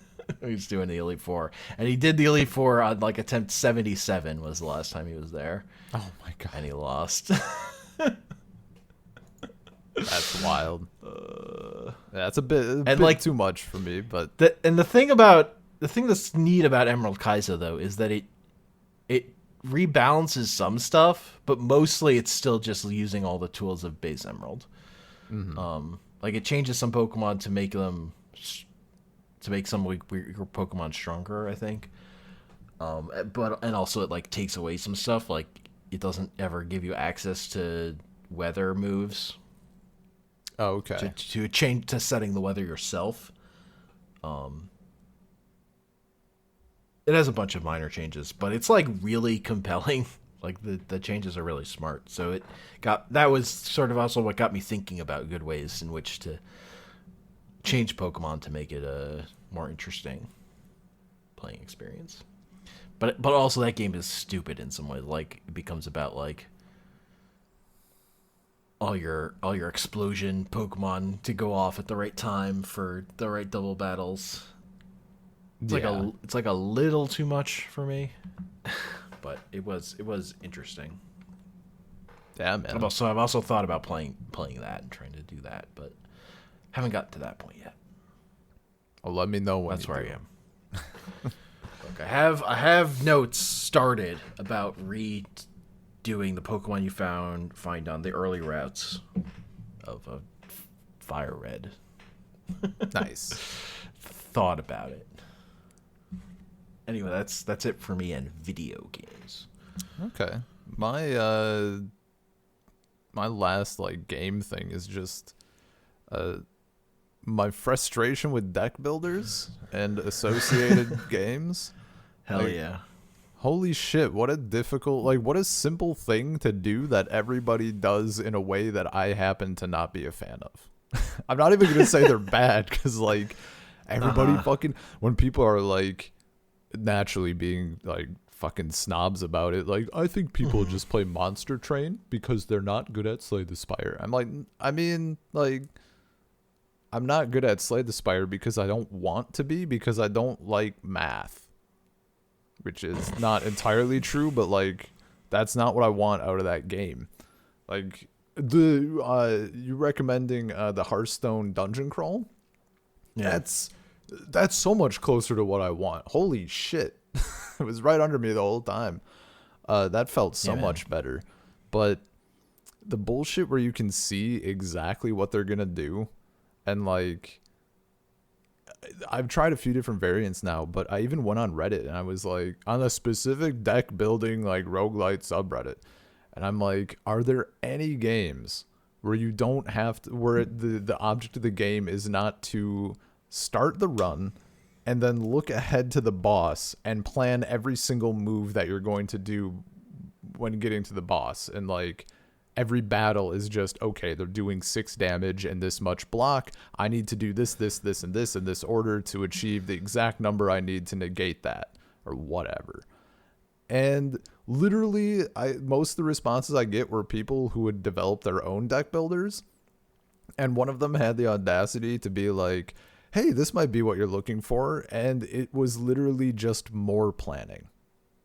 He's like, at the beginning of your run, you can see the rewards at each stage of the dungeon or the level, so you can plan your rewards. And I'm like, that less planning, fuck, bud. Like, yeah. I don't want to know. I don't know what my opponent in Magic is gonna fucking do. I'm not gonna ask him how much. Like, do you plan on attacking me for 13? Like, Ugh, I Look, hate if it. you know their deck, you can figure it out. You can figure it out, but I don't want to. That's more work than I. Yeah. You're looking for the correct difficulty where you can still play blind, basically. Yeah. Well, I mean, look at how I play. Look at my at this point, like my catchphrase for Magic. Math is for blockers. Swing out and pray. It's too. Yeah. Basically, Math I want to is play for it all like winners, also. I want to. Well, yeah. I mean, playing decks that don't suck is also for winners, but that's never stopped me. Sure. I've been watching Kaizo videos where he's like doing calcs for every battle. Yeah, no, that's and hard pass. Planning out Victory Road because he knows what Pokemon he needs for the Elite Four, so everything else is expendable. But he might need it for a later fight on Victory Road, so he has to reverse plan. Yeah, and like I can get a little bit into that at times, but if the whole game is that, like, ugh. Yeah. And that's like that game is that difficult that it makes you do that, basically. Yeah. Whereas, like, there's a lower difficulty where you can then increase the difficulty on yourself by playing it blind. Mm-hmm. Which sounds like more like what you want. Yeah. So I did end up like it's not like it's doable if you go in without perfect information or whatever. Yeah. Or any information. I did try out Dream Quest, which is like Slay the Spire precursor game. It was a little better, but it ran into a different issue. It has very like low graphics art because like the creator just had his at the time like tiny aged daughter like draw all the art. So like there's like funny. The attack for one is just a poorly drawn knife, and the attack for the attack for two poorly drawn knives. Like it's really good and it's pretty charming, but it has like part of the reason I liked Monster Train more was that, you know, I like summoning creatures, and it doesn't. Sure. You don't really have that. You have some equipment stuff, but it's more of a spell slinger thing. But that led me to Spectromancer. I assume you did not play the demo. No. Yeah. Never got around to it. That's fine. Sorry. Great game. Like Richard Garfield helped design it with some Russian dude whose name they made it sound like I should know, but I have no idea. Pretty interesting concept, and surprisingly, like, I did bump up the difficulty from normal after a bit, and it went from insanely easy to pretty damn challenging.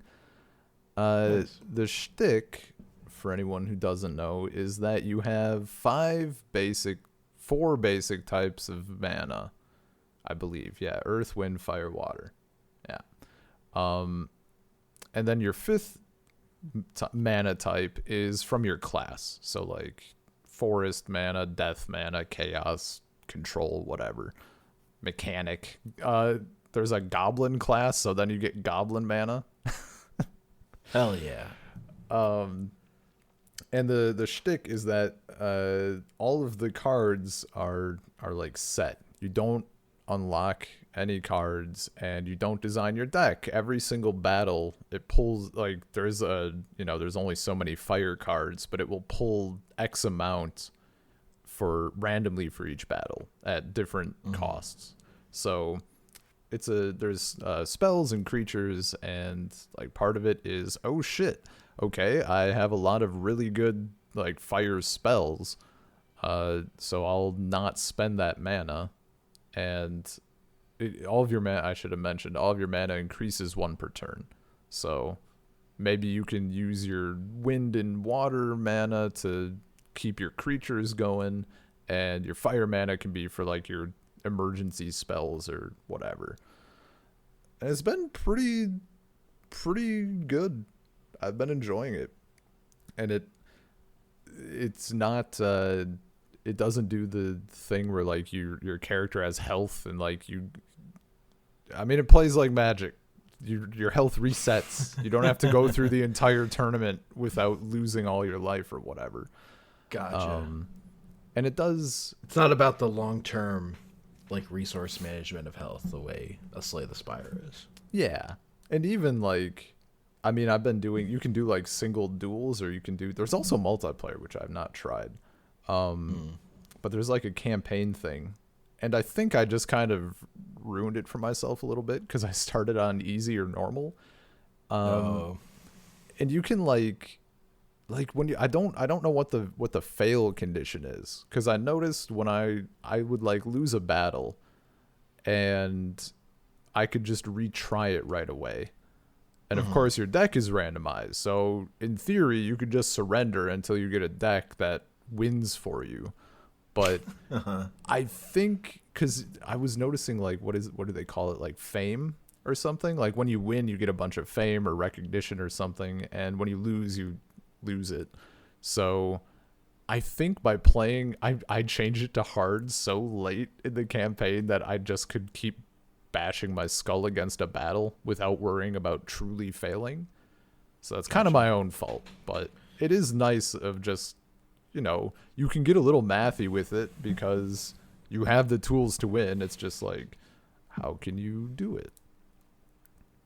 Like one particularly challenging battle, and there's like after a while they give you unique victory loss conditions or like setups. So one game the opponent has like literally 100 times more health than you, but you start with I guess would it be like Ashnod's Altar sort of thing. Like you can summon a creature onto this slot and you get that much mana, so you can just go ham. And eventually I realized that it turns out when you summon that creature, you still get any like cast effects. So I had a little enter the battlefield effects. Gotcha. Enter the battlefield. So I was like, why the fuck can't I win this battle? It should be stupidly easy with this much mana. Then I realized I had a raccoon that every time it entered the battlefield would deal like damage based on the creature across from it, and it had a big beefy creature across from it. I didn't put those two facts together. That's funny. So it's been a good time, like puzzling out wins and shit. I like it. Speaking of puzzles, there is one of the later Hearthstone things. I think that's like 2 after the Kobolds one. It's all about like puzzle setups. Oh, okay. That's cool. That's a fun thing to work through. Oh yeah, like a bunch of Hearthstone, like where they've set up this scenario for you and you just puzzle it out. Yeah, man. Specifically that. Oh, I love that shit. That'd be fun to try. There was some articles that did that with Magic. Yeah, I've seen. That's always a good time. I'm terrible at them. I'm fucking awful at them, but I like looking at it.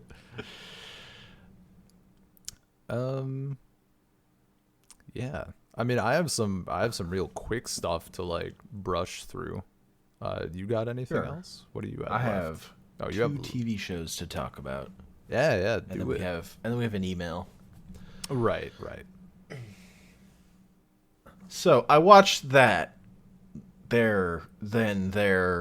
when Loki show about the Lokis. Yeah. The chaos. I have one question. Okay. Top priority. Sure. Does it stand on its own? Can I watch it, or do I need to understand everything else and it ties in? It super ties in. All right, it's like setting up everything. Oh, for Christ's sake.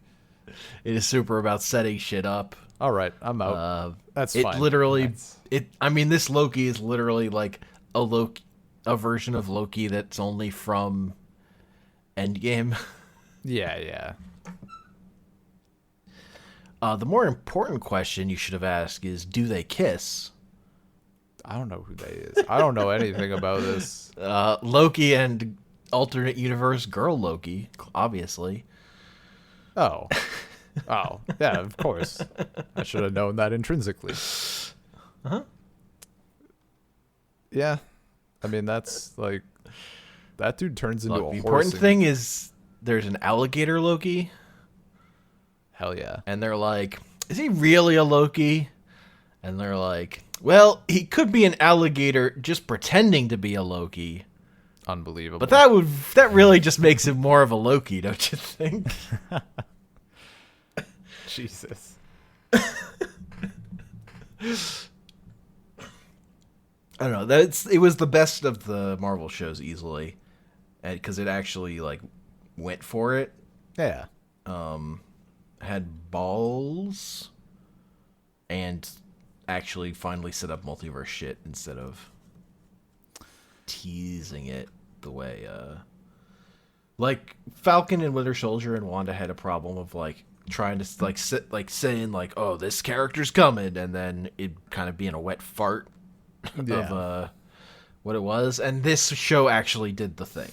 It's like, who is the man behind the curtain? Who is our Wizard of Oz? And like it was like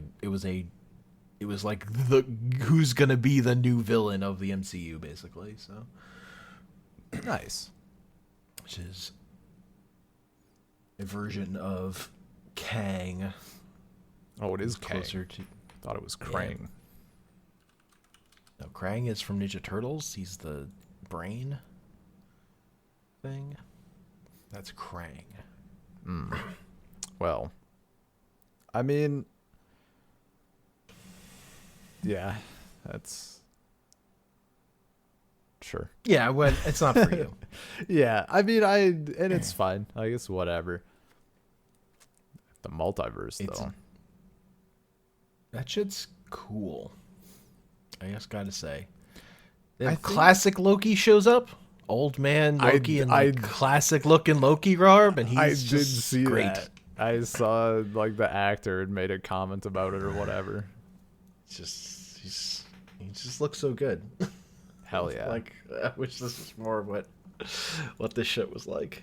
It was just like, yeah, show up in the comic outfit. It's fucking dope. Own it.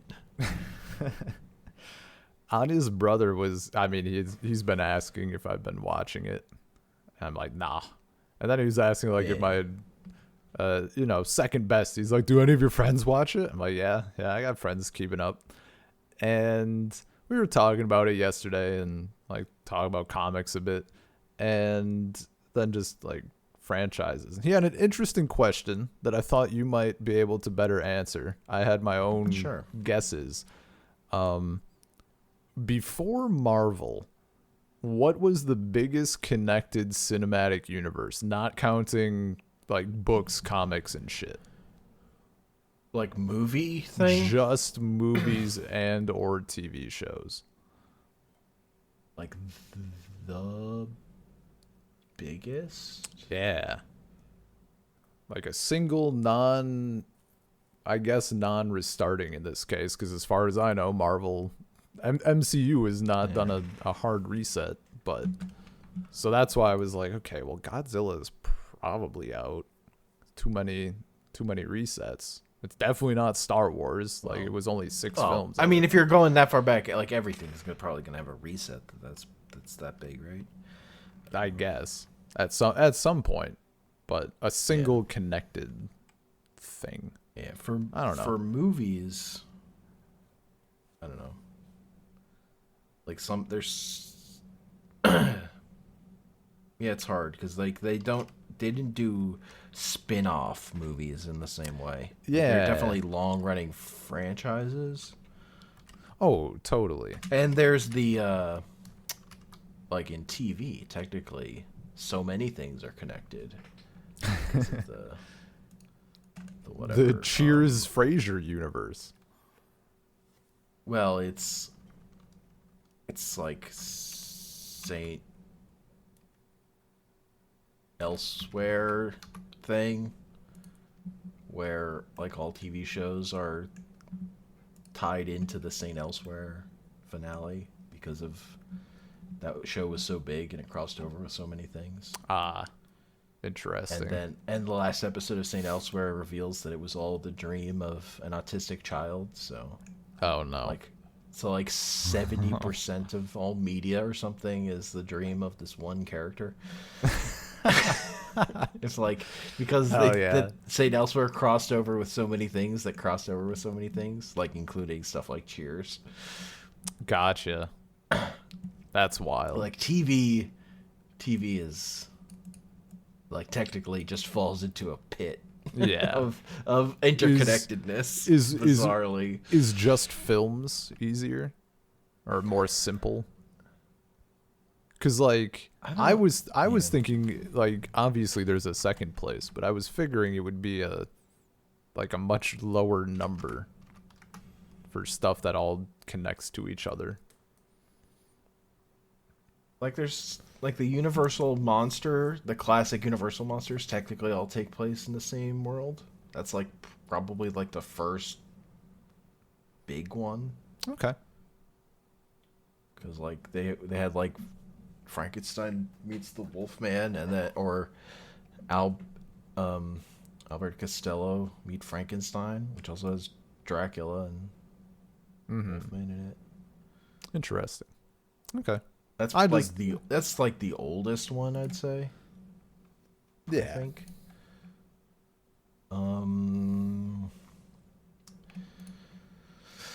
Because like I know there's a lot like of... Freddy vs. Jason, Alien vs. Predator shit. Yeah. Although, I guess that's before. Yeah, that's before Iron Man. Yeah, I mean, it's Godzilla, really, because they made so many of those movies. Yeah, I figured it probably like Godzilla would be a contender, but I didn't know like what the longest Godzilla continuity is, because I know they'd restart or they reset. I just forgot. Well, they don't reset it till like 85, right? I don't remember all the yeah. So no, it's all the same continuity till 85. Okay. When they bring him back as a solo, and it's the Cold War shit. So everything before then is connected, and that's then connected to the first Mothra movie, the first Rodan movie. It's like you have like tie-in stuff because of other, and like even more obscure shit just because of like Destroy All Monsters bringing in so many, like all those Toho movies being connected in that way. Okay. Nice. I was okay. And then like kind of right. Like Godzilla versus King Kong, bringing King Kong into. Yeah. Like there are other long-running film series, but I don't think there's something that I can think of with like that much crossover. Like there are like a million Charlie Chan movies or whatever, but yeah, that's not. Those are all Charlie Chan movies. It's not like they're making. I think I don't know that shit on account of being like problematic. That shit is like not. People aren't bringing that shit up. Yeah. That shit is lost to time. Oh, that's fine. No, it's just so many of those movies. Just an interesting thought. I thought would be worth asking. Yeah, so Loki, you also did up an anime. I did. I watched in like one sitting. I watched the entirety of the World Ends With You anime. You didn't watch the DS game. You binged that shit. I did binge that shit. A while since I just like binged a new thing like that, I guess. Yeah. I just watched it in one sitting. I don't know. How did I don't know. How did it compare? I mean, it's pretty faithful. It's a big thing. Okay. It was. I mean, I quite enjoyed it. If I didn't enjoy it, I wouldn't have binged it. The big thing to me is like the music in the anime doesn't slap nearly as hard as playing the actual video game, and partly because like they aren't using the bangers, but also they don't have room to because there's so much dialogue. Whereas like in a video game and where you're doing battles and stuff, there's so much more room for the soundtrack to shine, and that was such a big part of the experience of playing that game. was listening to that soundtrack. Like, that was a game that I played with headphones on because the music was so fucking good. And it's like plot relevant because like one of the things is the main character always wears headphones because Yeah. like, as a way of like because he doesn't want to like connect with other people, and like the whole plot of the game is him working his way through that. So that like the fact that that game makes you want to wear headphones because the music slaps is like a key part of the experience of going through that story that way. I mean, like I wasn't really too interested. And then you link those 3 tracks and I'm like, I mean, I could see how much it costs, I suppose. Like I'm definitely more interested now. I was not that soundtrack's just expecting really fucking good. Yeah. And mostly it's not in the anime. Like the opening is one of those songs, like a new version. But mostly it doesn't have it, like it's not using the soundtrack from the game that much, which is like the biggest bummer, I would say. Or the biggest thing that's like makes it lesser. The story, the core plot is still really strong and compelling, so that still works. Like they do all like the character animations also all look really good and faithful to the show, so it has like a unique look to it. Though like the monsters are bad CG, as is the style of the time. Yeah. That's kind of whatever. There is one thing of like where I'm like super tied into the English, because like I played that game with English voice acting, so I'm like super attached to those performances. And there's like a particular thing they do when you do your ultimate attack between 2 of the characters, where like when it says like follow my lead, and then Nuka says screw that. And then they do it anyway, which I just fucking love, and they didn't do that in the anime, so that's another thing they're missing. The big thing with the anime is my biggest complaint is is still pretty minor. It's like the show can't end on the big emotional endpoint of the game, because it then has to have a scene of characters like talking through a bunch of the expositional stuff that was like the secret side content in the video game that you would unlock by playing more and finding all the secrets or whatever. Gotcha. And they feel compelled to like put that, like just stick that on the end in the form of a conversation. It's like that's definitely the way that like that would happen, but it's like less emotionally. It's not ending at the emotionally correct spot. Yeah. Yeah.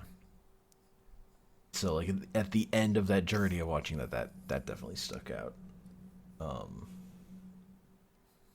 yeah, that's just a good story. Nice. And the thing that makes it work as an anime adaptation is that the story of that game's really propulsive. Like it's constantly moving forward in a way that like a game like Persona is not. Like part of the reason I don't love I've never been able to get into the Persona animes is so much of the experience of playing those games is like settling into a routine, which is just not how those shows play out. Yeah.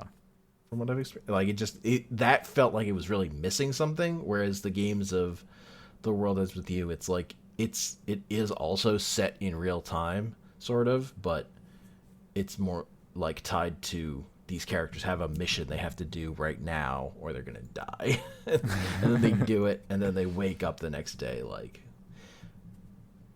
and it's the next day. Like they don't then go to bed. They don't have. It doesn't have that like settling into it kind of thing. That is like I got you. so core to Persona. Like, oh my god, that was like the turning point in Persona 5 for me is when I finally settled into that routine, and that's like it's so important to those games. So nice. So that's why I just haven't. I want to like that anime adaptation so bad, and I just have never gotten into it. But this I got into right away. Hell yeah. No, I might. I mean, I found for some fucking reason the Switch version in Russia is more expensive than the American version, but it's also hella unpopular. So the physical version used is like essentially a permanent half off. So Gotcha. it's not bad at all. So I Yeah, might look into playing it. that on like motion controls on the Switch, or like the finger motions on the Switch. Yeah, well, Sounds great. we'll see. I will say that was a game where it was like, I was very glad I had a screen protector on my DS. That screen protector was fucked up by the end of that game, Hell yeah. because it's pretty intensive with like just doing shit constantly, and because that game like wants you to, like the DS version at least, wanted you to be doing like two things at once. Sometimes you're just like doing shit just to do shit without like your brain connecting to it. Mm-hmm. So sometimes that would be scribbling all over the place on your screen and just like hoping you're hitting some of your, like, it was like equipping pins that like when you did that, things would happen. Yeah. Nice. Like powers that required you to draw a circle. That was the worst. Getting the DS to recognize a circle. Ugh. Rip.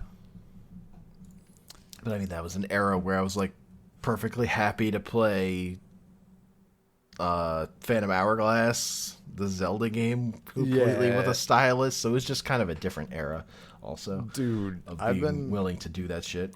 I play Animal Crossing. Because that's a game I super can't go back to. Is Phantom Hourglass, and I love that game. I Can't played. go back. I still play Animal Crossing Wild World from that era. They had like optional motion controls, or I guess touch controls. So like you could make your character run around by dragging the stylus. Yeah. But they also had like, there was a weird lag time, not terrible, but noticeable, if you wanted to switch from touch controls to buttons. This also happens because any fucking normal person is like, yeah, I'm going to use the D-pad and the buttons to run around, and then I'm going to use the stylus to like type a letter to a character. They also had that weird like control switch when you were typing a letter. And I'm like, Gotcha. They just go so hard on the touch stuff just because that was the thing. Yeah. It was the thing. Yeah. Oh, well. It's fine. So it goes. But yeah, I really enjoyed the World Ends With You anime.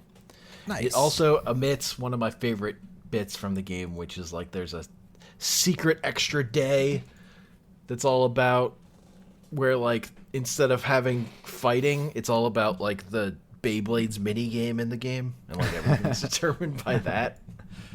Nice. It's like one of the extra one of the unlocks at the end of the game. That's very fun. That sounds cool.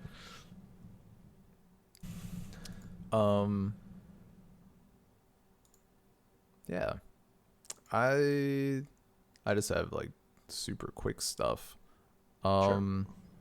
Nagatoro, the like shitpost internet meme anime of the summer or whatever, that finished up its first season, 12 episodes. It did exactly what I wanted to, and it over time it toned down the like kind of horniness. It stopped being horny to the viewer, and it was instead like just these kids who like each other, like that kind of horny, I guess. It didn't feel as gross, and it actually that is the arc of a lot. Like anime will often, and manga will often upfront a lot of their gross horniness to like hook young readers. hell yeah. That's just a trend. It turned out very sweet. Like it's not, the manga's not over. They're following that, but it definitely, I mean, I've been keeping up with both as much as I can. The manga is slower, but yeah, previously me and Peter had watched a similar show that had those vibes early on, and it did not quit. Like, it just kept, there was no fucking resolution. Oh no. This character was just an awkward, horny piece of shit the entire time, and it was cringy as hell. And I was so character development blue balls. It was the worst. But this didn't do that, and it was very nice, very cute anime. Yeah, so there was that. Tuca and Bertie started up their second season. I hate to say it because the second episode featured a city occupied entirely by plant people, but I'm not feeling it. That they focus, I don't know. I guess it's like kind of up there with like BoJack Horseman or something. Like, they're just focusing perpetually on anxiety and like, I guess, emotional immaturity to an extent, and like communication. And I dig some of the aesthetics of the show, and I like what it does at points, but I just don't care. I guess like that's just not what I want to be watching right now. Like, sometimes I'm in the mood, and when I watch the few episodes early on, I was just like looking at this person who is like having anxiety, and of course, obviously, it's not a thing, but in my head I'm just like, talk to the person in front of you, like just tell them that, like, just fucking communicate, just use your words. Ugh. Obviously doesn't work that way, of course, but no, like watching it in a show is just it's not what I want to be watching right now. Fair. Plant City was dope though. Would recommend. I'm jealous. So there's that. And maybe like later on they'll get a better balance of like wackiness and serious stuff, like dealing with their things. But and the last show that recently started their second season again is Owl House. And that's one of the cartoons that I had on my list for you to check out. Yeah. Easily the best one. Well, Okay. It's tied. It's tied for the best one. Okay. Also, partially because the one that it's tied with and Owl House now has been confirmed. 3 seasons and done. Like, they have a full arc like planned out, and Gotcha. I'm stoked for it. And it's held up. It's solid. It's gay as hell, and I love it. It's just a very solid show. I'm enjoying it very much. Sure. Yeah. And then I read a modern translation of Beowulf by Maria Devana Headley, and that's been fun. It starts out with bro, and at one point heavy. So people, when they and it is a translation, like it's hella modern, but she knows her shit.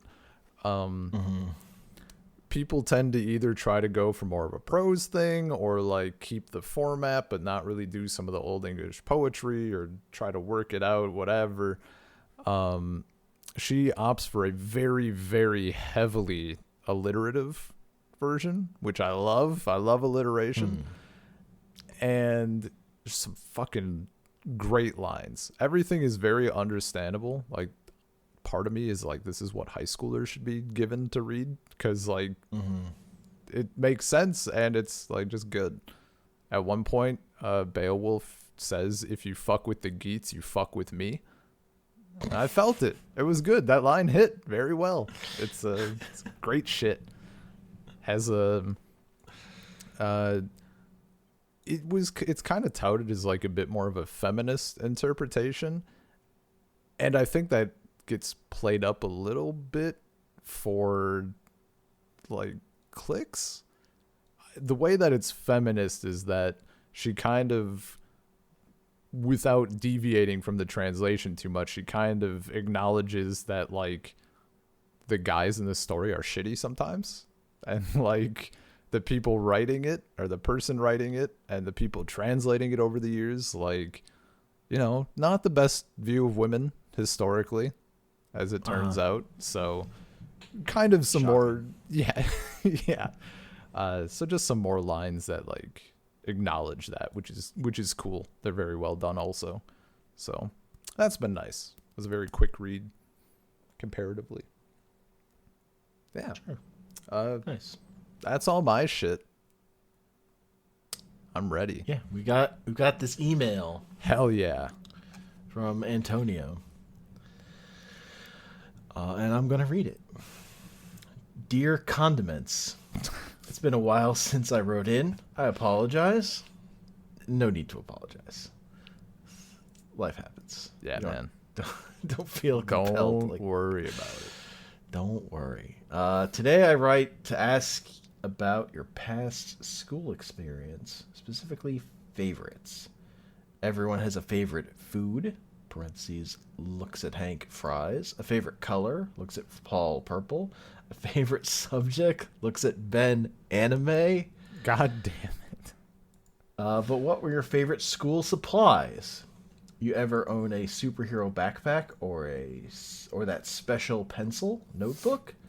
I personally recall owning a Pokémon pencil. I didn't use it at school. I kept it at home and drew the Pikachu shown on it, which in a sense helped me learn how to draw, even if I was like in first grade. Couldn't keep a crayon line from going past the edge to save my life, but I could replicate simple forms pretty well. Anyway, I hope you're staying cool and wish you the best of luck in these temperatures. Sincerely, Antonio. Are you melting right now? Are you staying cool? Because I'm not. I'm dying. No staying cool in the podcast zone.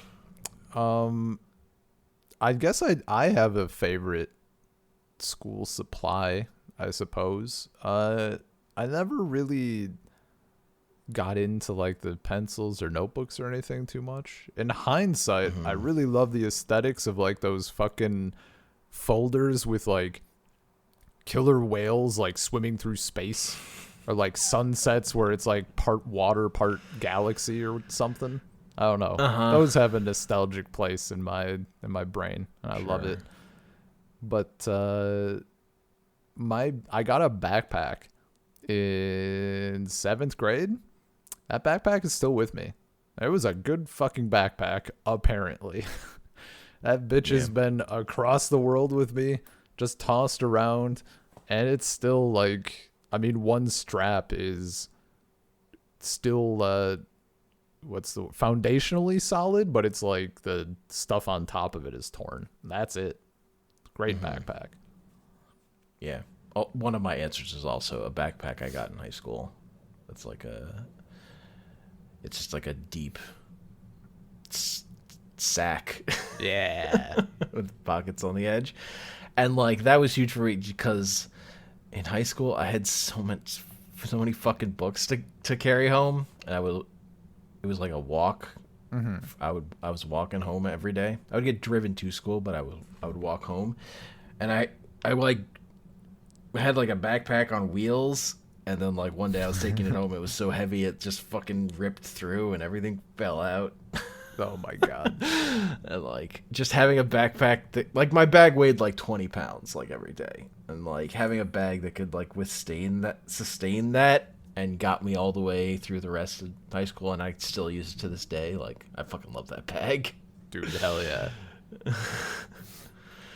Yeah, I think I'm like trying to remember what I used. I definitely know at some point I had like I don't even know what to call it, like little kid backpacks, you know? Like there's maybe 2 pockets on the thing, and it's just like flat and can barely hold anything. Man. And then this was also like my first, like, I'm gonna fit fucking everything into this backpack, and it's so good. Nice. God, do I have? I also just really love a good pen, but in like a practical way of like having a good pen that I just use all the time. Yeah, not into like collecting pens that I don't use. That's definitely not my scene. But having a good pen that like I'm actively using, like a good fountain pen or regular, like, I don't know, rolling ball pen or whatever. Yeah. Just really good. It just feels really good. I guess my go-to pens are actually they have to just be like generic mass-produced things that like are probably available in stores, but for some reason they feel different. My dad's like owns buses and stuff, and they have like, corporate pens, or not corporate, that sounds too big, but they have company pens, a little logo on them. They're just black and white, just your basic bitch, like a pen you would find in a bank or something. I don't know. Just a ballpoint, whatever. They're like, they feel so solid, and at this point maybe it's just because it's what I'm used to, but like they write well, they don't glide too much, they don't hang too much. I never have issues with them like drying out, and like I don't know whatever supplier they're using, unless they just bought 1 billion at once. Like over the past 20 years, they have never like changed in quality. So I came here and I was struggling to find a pen, and I asked Dad if he could send me a few, and he just sent me, he sent me like 50 of them. Hell yeah. But it's just like, it's such a solid pen. I love it. I feel you on that. Like, the difference when you use an inferior pen is infuriating and immediately noticeable. I don't know. I'll use a garbage pen also, but when you have a good pen, it just feels good. Part of my problem that I encountered with a few early pens here when I was teaching, I write really heavily. If I don't, like, I can stop myself, but I have to actually concentrate on it. And for some reason, just luck of the draw, I kept getting pens that like required a softer touch. Like maybe they were gel or something. I don't know.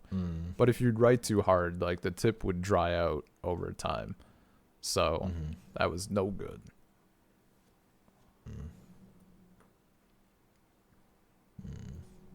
Yeah, when I've had a good fountain pen, that's like life-changing. I don't know that I've ever used a fountain pen.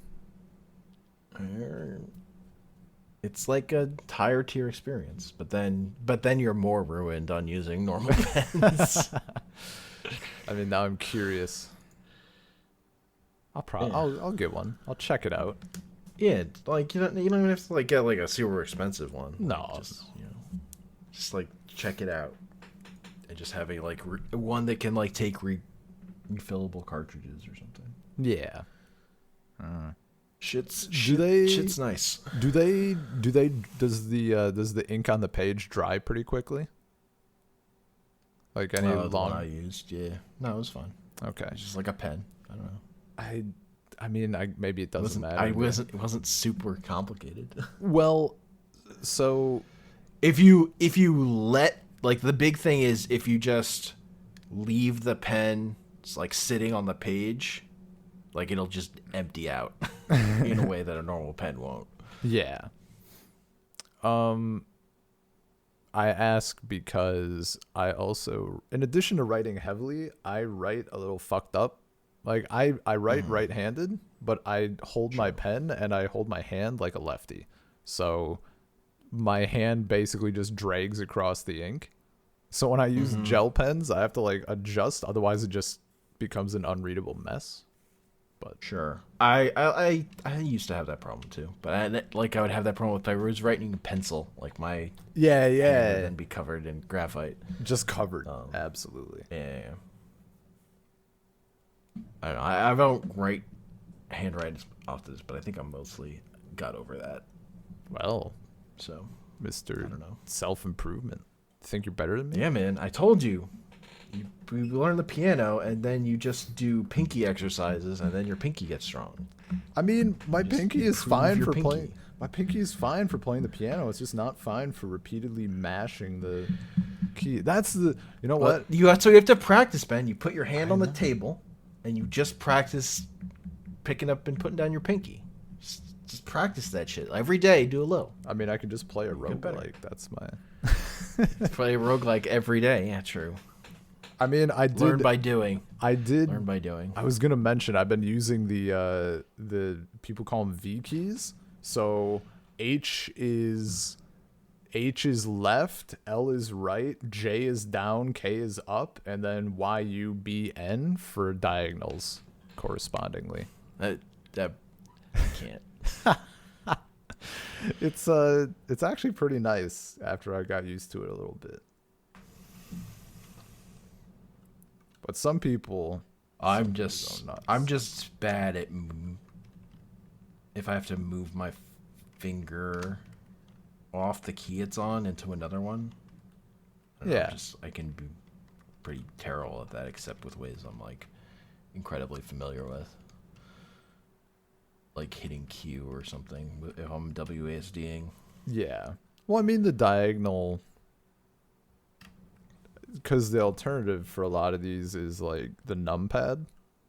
So like going down, like diagonals were just as hard, and going down meant like move your right or your middle finger was doing down and up, and like with the extra key in between. So I don't. It's all a mess. It's all a mess. Mm-hmm. Oh, What if there was a space key in the center of your arrow keys? that sounds hellish. Are you speaking from experience? I think I saw an old keyboard. Ugh. I mean, there's an old keyboard I wanted to use that, you know, is completely like before there was any semblance of a standard. Yeah. It's But really like not long. like a long, like it was just a square, but it was just another space button. Weird. That's so awkward to think about. So you had the left and right to the left of it, and then the up and down above it. Okay. And then the center with the space. Yeah, so like the 5 on numpad. Yeah. Okay. I mean, it's not too bad, but it's just, I don't know. Such a long distance for middle finger to go. Poor guy. I don't know. I remember before the days of unified keyboard controls on games, before WASD took dominance, and it was Nightmare Land. It was a hellscape. You're so old.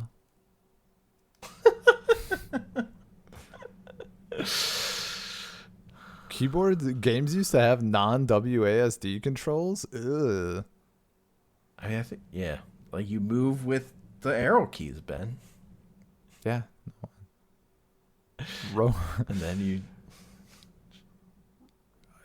I mean, you didn't originally, I mean, like Doom, you didn't use a mouse, right? yeah. Well, I just like So you getting move into with the... I really am enjoying roguelikes, but some of those people can be purist in a way that's obscene. Like, I'm sorry. Your roguelike allows, it gives the option for mouse controls? Get the fuck out of here with your roguelite baby bullshit. Like, it's just ridiculous. Yeah. Like, the option is great. I don't know. I was never a big into... I was like, I'm casual in that I never got super into doing hotkeys for games, so I'm a casual mouse user. Oh, Anyway. yeah. Yeah.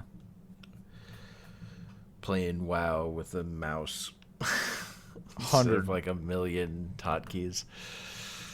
Those hotkeys I used. But that's because, like, I mean, I just set them up for, you know. I slowly incorporated more hotkeys into my life as I needed to for PvP, but I'm just not only used. as I needed to for PvP. But also by mouse I mean I would be using like a touchpad. Yeah, I remember you said you would. My abilities. Yeah, you would do like competitive with a fucking touchpad or whatever. Yeah, and I would play Ridiculous. Dota that way. Oh my god. And click all my abilities. Like I didn't even use hotkeys for those like 4 buttons. God.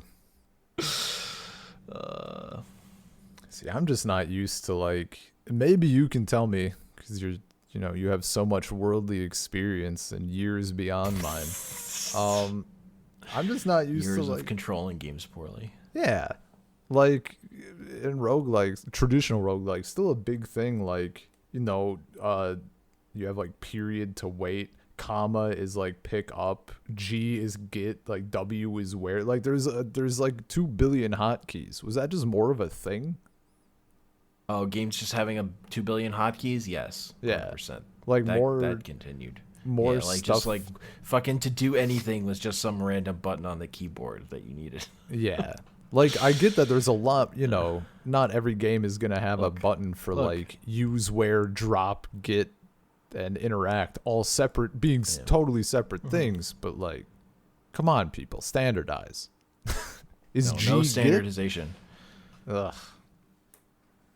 I mean, the first time I played Heroes of Might and Magic, I didn't know what the end turn button was, because I didn't understand, like, I hadn't played a game with an end turn button. So I just would play out my turn and then just buy another hero, and then I couldn't do anything, and then I quit the game. I remember you mentioning that, yeah. Like I just you know. This is great. I didn't know how to do the thing. I didn't know how to end. I didn't know that an end turn button was a thing. I don't know. So I guess I should double. I didn't have an instruction manual. I had that game from like a pack of like 20 games or something. I need to check, because maybe it is a thing, but it's just old enough that it might not be. Spectromancer does not have a hotkey for end turn. Like, it's not spacebar or something nice. So you have to like manually click it every time. But it's also from 2008, so maybe that was like just before people figured that out. I don't know. It just sounds like they had oversight. I don't know. Of that specific game. Yeah. Like I'm like the games I'm thinking were like much older than that. So. Oh, yeah. I mean, I had someone should have seen fucking console shooters before fucking analog controls were standardized. I mean, before Call of Duty. Playing, even going back to like before Master Halo. Chief Collection is a little weird, because that's like obviously it's still Halo very is modern, like when but, is like when we started to figure it out. Yeah, but like it's like a turning point. That Halo specifically was interesting, just because there's so many things that it doesn't have. So it like buttons are free to do other shit. So shift is not run because you're not fucking running.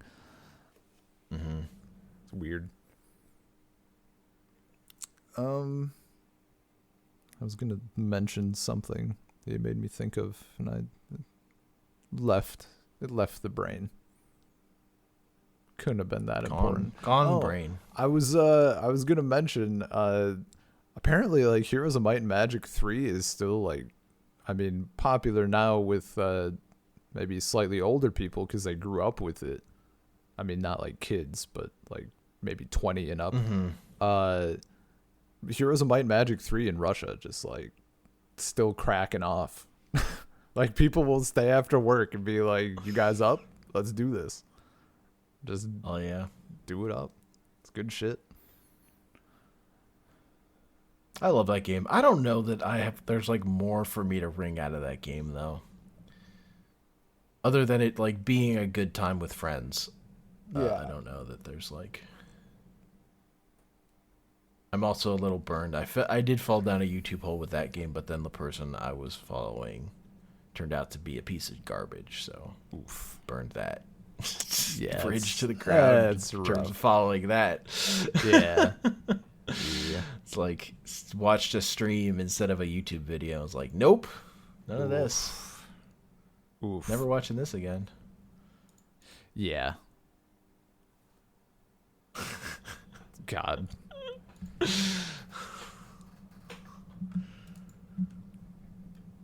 Oh well. So it goes. So it always goes. Fucking internet. Oh. Well, that was this is a big pile. That was a podcast. It's a fucking pile of salt. Survived. I'm so warm. want to turn my fan on. My fan is sitting like 2 feet away from me, just taunting me with its steel blades. I get to turn on an air conditioner. Oh my god. Oh. Heaven. All right, saltcirclepodcast@gmail.com. Saltcirclepod on Twitter. It only took us like 2 weeks to answer this email after it came in, because I was saving it for this episode. Yeah. Find our episodes at anchor.fm/saltcircle and wherever podcasts are found: Apple, Spotify, Google Podcasts, you know, the biz. And I'm on Twitter at Comic Panels. I am stuck to my chair probably for all of eternity after the sweat fuses my being to it. So More chair than man now. yep, that's where I am.